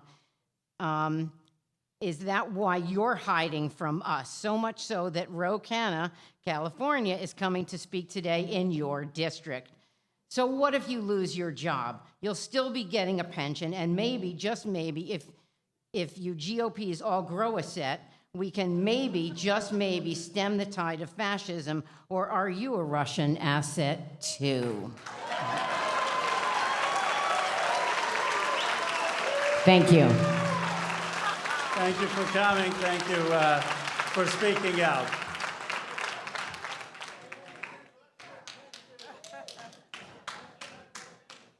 Evening, Congressman. Thank you for being here. My name is Ashwath. I grew up in New Jersey. I lived in Edison for 12 years, and then I moved to Basking Ridge, where I still am a proud constituent of Tom Malinowski.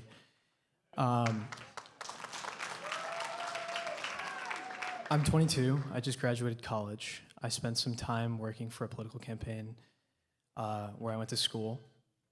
We elected a U.S. senator. It was fun. And now I'm here. I'm, still 22. I'm in Millburn running a local campaign.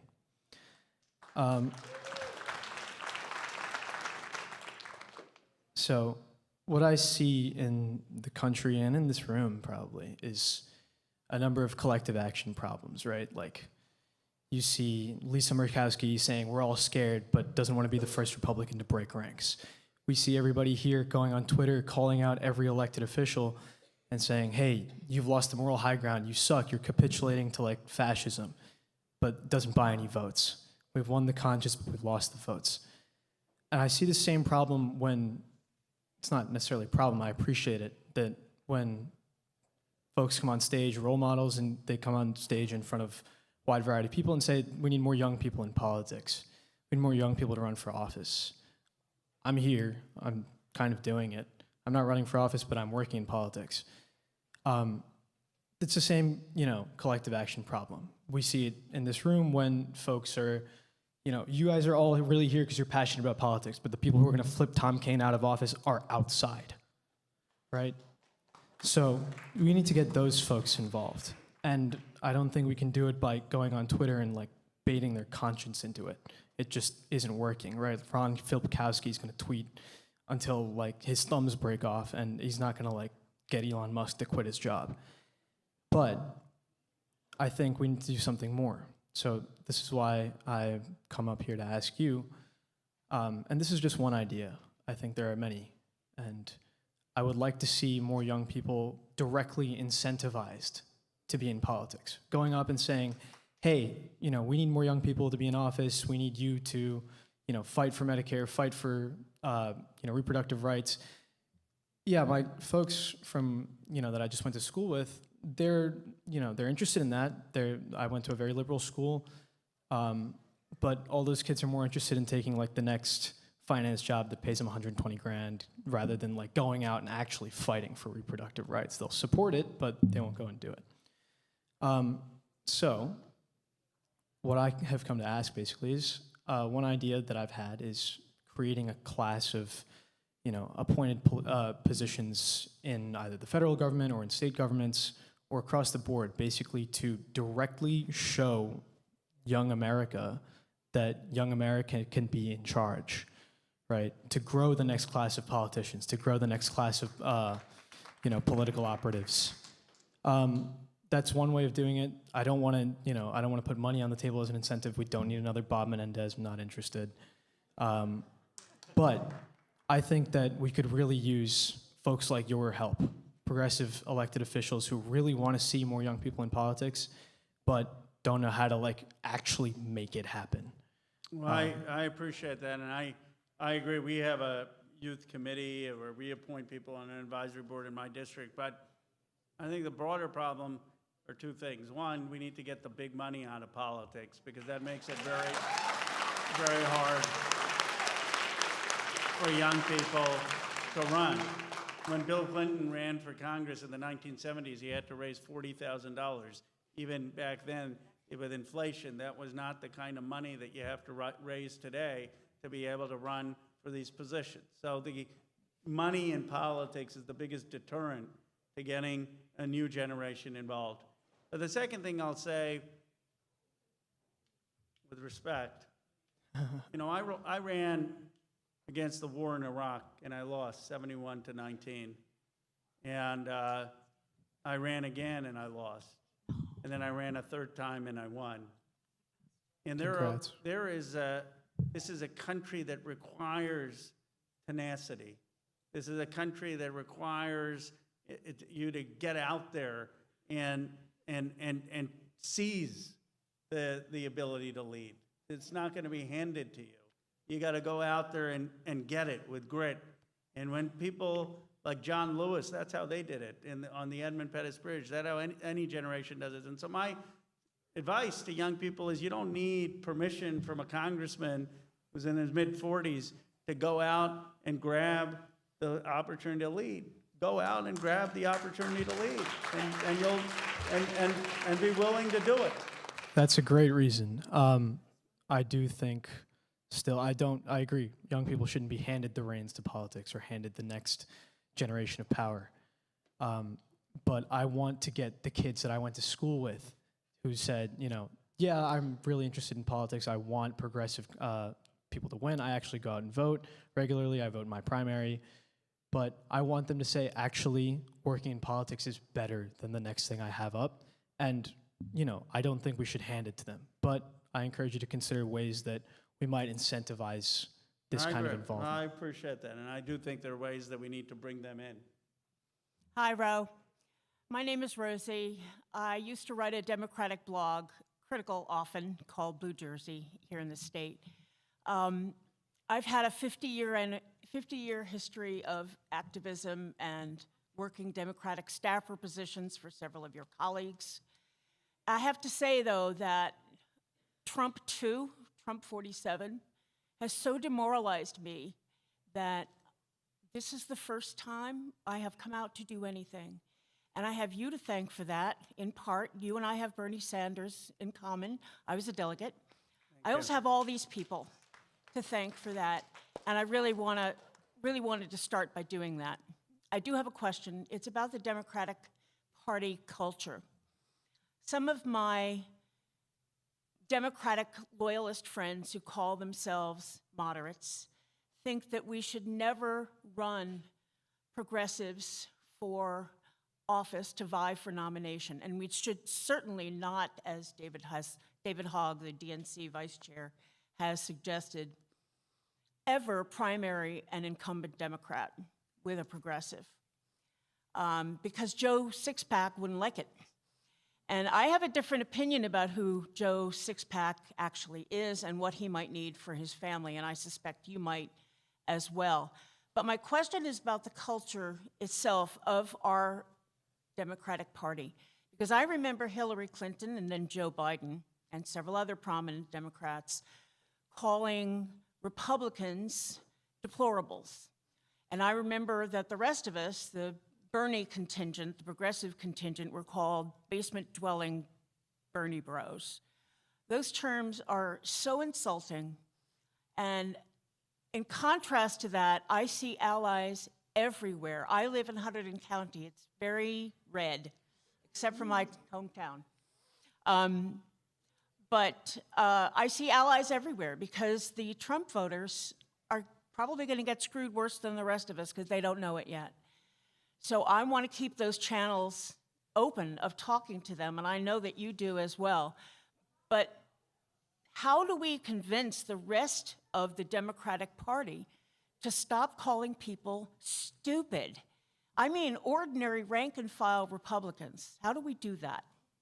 Thank you. Well, thank you for being out here and for your activism. I think we have to understand why so many people are angry at the country, angry that they can't, on their wage, support a family, angry that they may be in medical debt, angry that factories left this country and they don't have the pride of the jobs they once had, angry that they see a lot of billionaires not paying the fair tax percentage that they're paying as workers, and then they are looking for a hopeful, inspiring vision that's going to actually improve their lives and change the structural challenges that they face.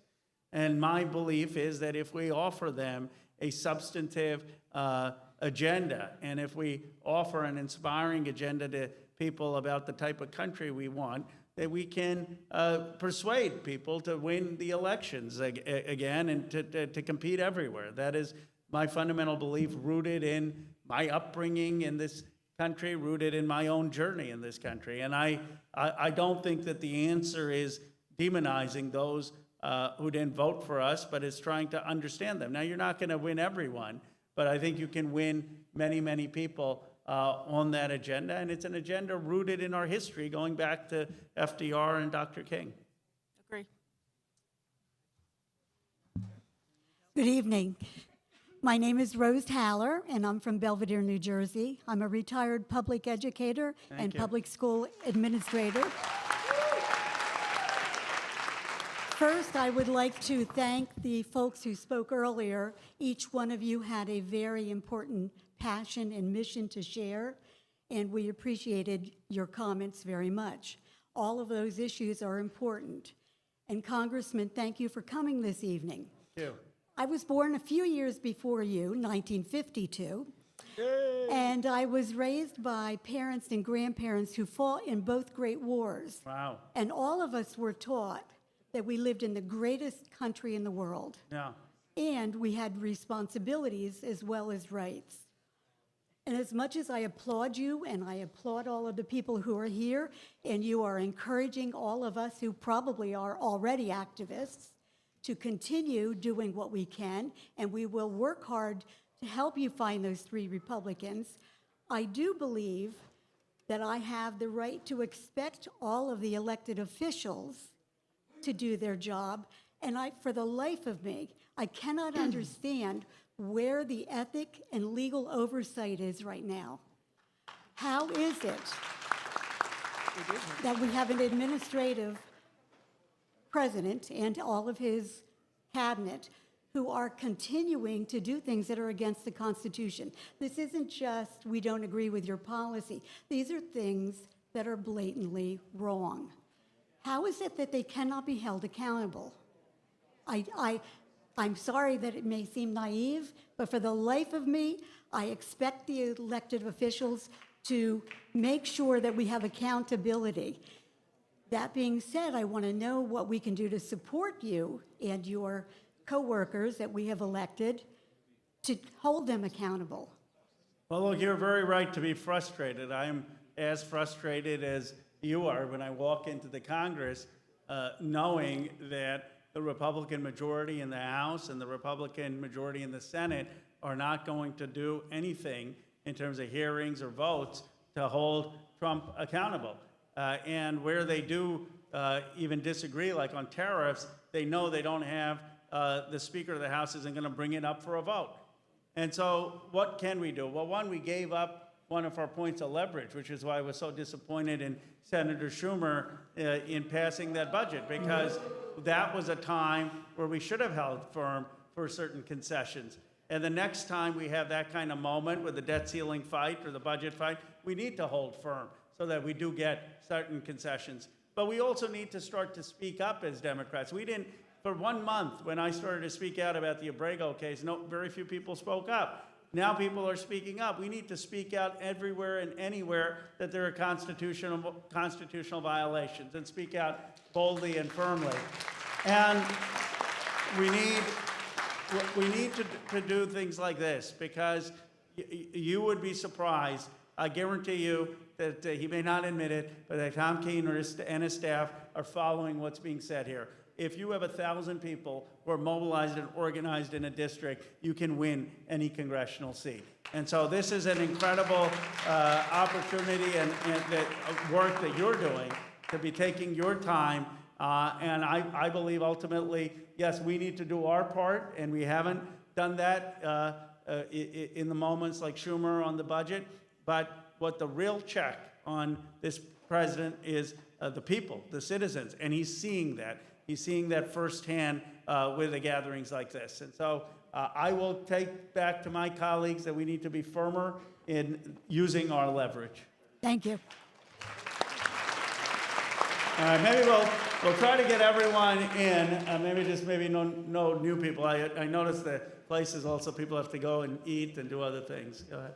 Hi, my name is Francis. I'm in Republican Red Hunterdon County, and I am a lifelong Republican who has voted in every primary, every general, and has taken my tiki torch out for a walk here or there. I have called Congressman Kane's office, and I also have asked him to grow a pair and show up.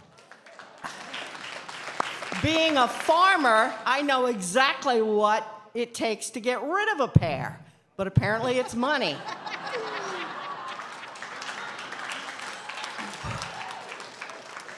Soundbite. I am growing extra food because people are going to be hungry this year. Not me, I'm insulated.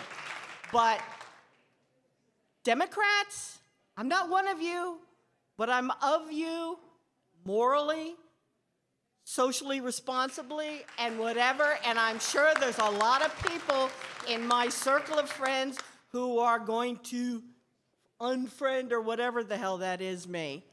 But independents and Republicans, there's got to be at least one other. You need to primary Tom Keene and anybody else. Thanks to Senator Kemp, they no longer have the party line that they automatically can bless the candidates. So fill it with moderates. We pay taxes too. We support people's rights to determine themselves, but that's not the knee-jerk reaction. I worked for the federal government at FDA 25 years ago. I commuted from Rockville, 225 miles, back locally to go to freeloader meetings, Joey knows me, and to my local to speak on things that were important if it was a road that was going through. For the last 20 years, I've been videotaping these idiots, and they know who they are, Mr. Wolf.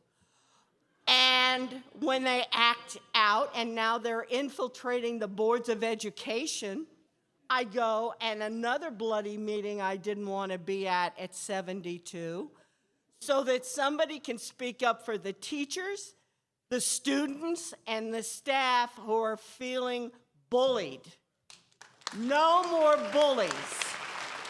But please, you want to have progressives in your primaries?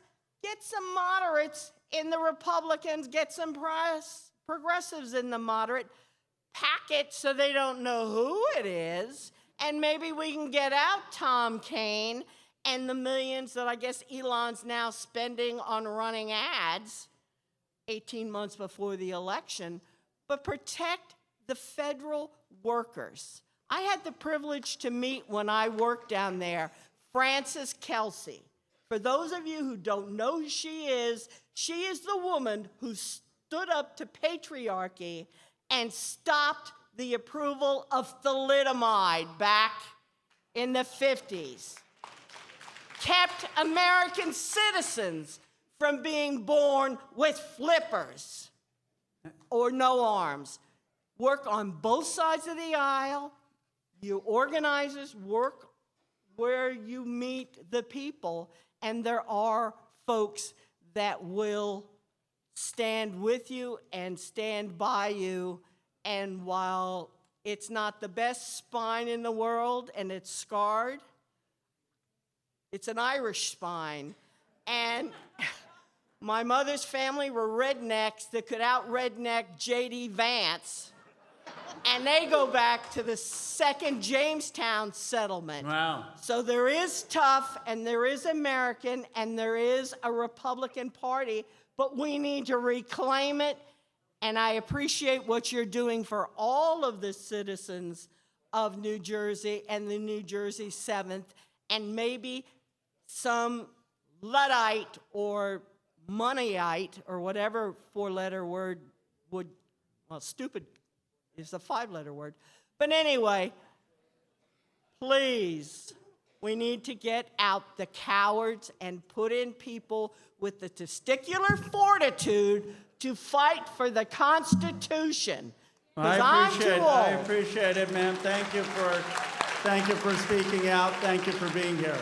Maybe we can have people just be a little bit short so we can get the rest of the questions. I do want to recognize the officers in the room. If we can give them a round of applause for serving us. Go ahead.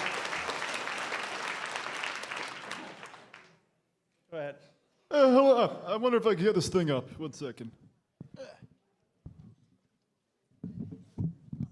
All right, I guess this works. Anyways, my name is Jake, and I'm from here in Bridgewater. I did want to ask you a few questions.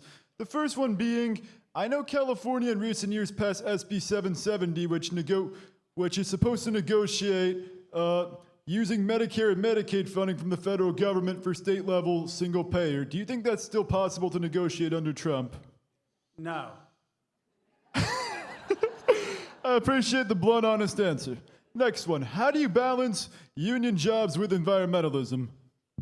Well, I don't think there is necessarily a tension. If you build new steel plants that have reduced hydrogen or use hydrogen or direct reduction in iron, you can create good union jobs, and it's good for the environment. That was the whole point of the IRA, that we could build clean technology industries that had good union jobs, and you would have a win-win.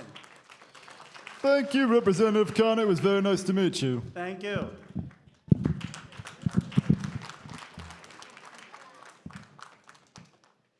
Hi, Congressman Khanna. I'll keep this short. My name is Harthad Singh Sani.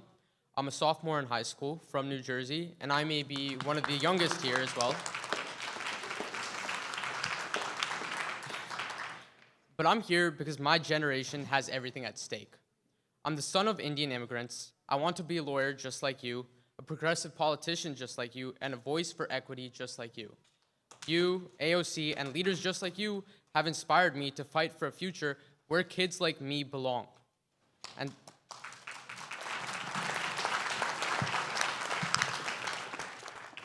that's why I've joined a grassroots organization like SAFA, South Asians for America, shout out to Parul as well, and even worked internships to start organizing early. I've canvassed for Andy Kim, Sue Altman, but the problem is that it's terrifying to see DEI being destroyed and colleges being defunded. The Board of Education gone, and my school is in danger as well. And my opportunities are being taken away. Hard work is being torn down, and it feels like the system is trying to block kids just like me before I even get a chance. So here's my question. How can I, as a young person, a sophomore in high school, already stepping into this work, go beyond just hope and actually lead this fight for DEI education opportunity? Because what if I don't get to be up on that stage like you because of these policies? And how will you and the Democrat Party back me up and my generation in shaping a future where I can have a real shot? Thank you. Right. You're already ahead of where I was at your age, so you're doing very well. And you're right to talk about the importance of DEI. It's not just a issue of making sure we have merit regardless of someone's race. It's also making sure we have merit regardless of gender. That's all DEI is. It's talking about making sure that people, based on their talent and their hard work, get a fair opportunity in this country, that it's not just based on the networks that you have. And that is why I am going to stand up firmly for these policies of making sure that we have inclusion, we have diversity, we have people have an equal shot, and many of my colleagues will. And we will be in the fight with you, and I'm confident that we will prevail. Thank you so much.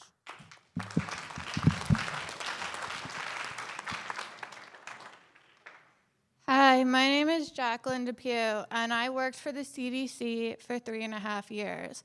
In February, I was one of the federal employees laid off, despite being classified as 10% essential for CDC's mission-critical work as a frontline public health inspector, regulating zoonotic importations.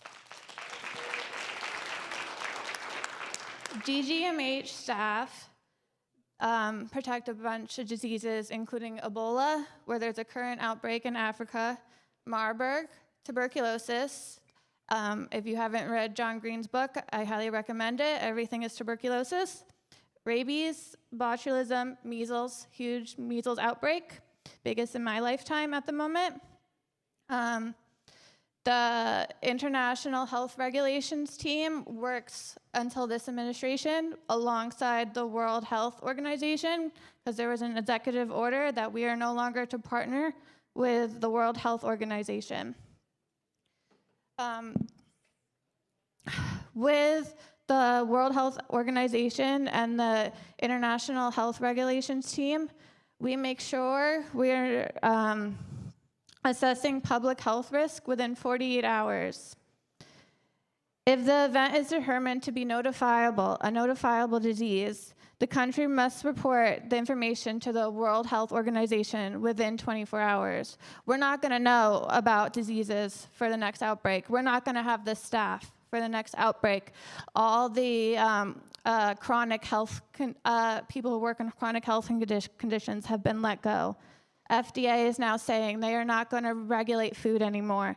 I am highly concerned that we are not going to regulate anything at a federal level and be 50 separate states and still paying federal taxes despite having no federal regulations, because this administration doesn't like federal regulations. Well, thank you for sharing that. I'm so sorry about what happened to you, but your story is an example of what they're doing in this government. They're cutting thousands of people at the FDA, thousands of people at the NIH, making it harder for us to have public health, harder to have basic safety of our food and our medicine, and you have a lot of courage in speaking up, and we need to fight to stand up for federal workers like you. So thank you for being here. Thank you, Congressman, for your patience, and everybody here. Thanks for saying everybody staying around in the room tonight. I want to make my remarks brief. My name is Ron, and I want to also thank Will McConnell and the organizing committee for encouraging you to come here tonight and for putting on this town hall. So I want to speak up for a second for another federal employee who was recently fired, and that's my daughter, who worked for USAID for 15 years. She worked in Africa, she worked in South America, and also in Washington, D.C. And last month, she and thousands of her coworkers were fired and USAID was closed. I want to make a brief point and then ask a question. The point was already brought up previously, which is very recently, a couple of weeks ago, all of the records that were available online for USAID, the 50 years of work they did, starting from John F. Kennedy starting them, and then actually it became a website after that, about 50 years ago. It was taken offline. It's not available anymore. And other agencies, their work has been taken offline. I hope there are groups in Congress that are, and staff members that are looking after that and making sure that all of this information is not being destroyed. And here is my question. In the 4 months Trump and the Republicans have been back in power, they've done an enormous amount of damage. And it didn't just happen overnight. There was a lot of planning involved. There was Project 2025, and a lot of people in the Heritage Foundation working and thinking about what they were going to do. And my question is about what kind of planning are the Democrats doing now, possibly enlisting some of the leadership in agencies like USAID and the CDC and the Department of Education that have been let go. They have a store of knowledge that can help rebuild these agencies. I hope there are congressmen working together and their staffs to pull these people to prepare a kind of document that's a progressive and humane document, Project 2026 and Project 2028. Well, I appreciate it. I appreciate your being here, speaking up for your daughter and so many federal workers who are doing such important work, not just for our country, but for our place in the world, our leadership in the world. And you're absolutely right. So there's a Center of American Progress, which is working towards a Project 2029, that once we have a new Democratic president, how are we going to rebuild these agencies? So we need to stop the damage in the years that Trump is there, but then we need to have a whole plan on how we're going to rebuild our agencies and regain the country that we're losing. So thank you for being here and speaking up. Hi, Congressman. Eric from Summit. Thank you so much for coming to Jersey. How should we, and what are you doing to hold Democrats in Congress who vote against our interests? For example, H.R. 22, Safeguard American Voter Eligibility, the SAVE Act. This bill will adversely affect Asian Americans, Native Hawaiians, Pacific Islanders, minority communities, married women, and prevent them from being able to freely participate in our democracy. And some of these Democrats in Congress voted for this. For example, Ed Case from Hawaii, a deep blue state. He represents the second highest API district in the country, second to yours. And he voted against our collective interests. So what do we do when the call is coming from inside the House? Thank you. Well, that SAFE Act was a ridiculous bill. It would require you to present your birth certificate to be able to vote. And then if you're someone who's married and changed your legal name, then you'd have to go back to get your birth certificate changed. To be able, if you didn't update your birth certificate, to be able to vote. It would have put a huge burden on women in this country, 69 million who changed their last name, among other groups, minorities and others. So it failed. There were unfortunately 4 Democrats who voted for it. I would still keep the bulk of the anger and attention on the Republicans, or bringing it to a vote, and focus on how we hold Republicans like Tom Keene accountable. But I have no problem, like I said, with competition and people who want to run and primaries. I mean, I've always welcomed it in my own district. I don't think you can be afraid of it. And if people have a philosophical objection to what a Democrat's doing, they should get active and run in those districts and try to have a Democratic Party and a country that reflects them.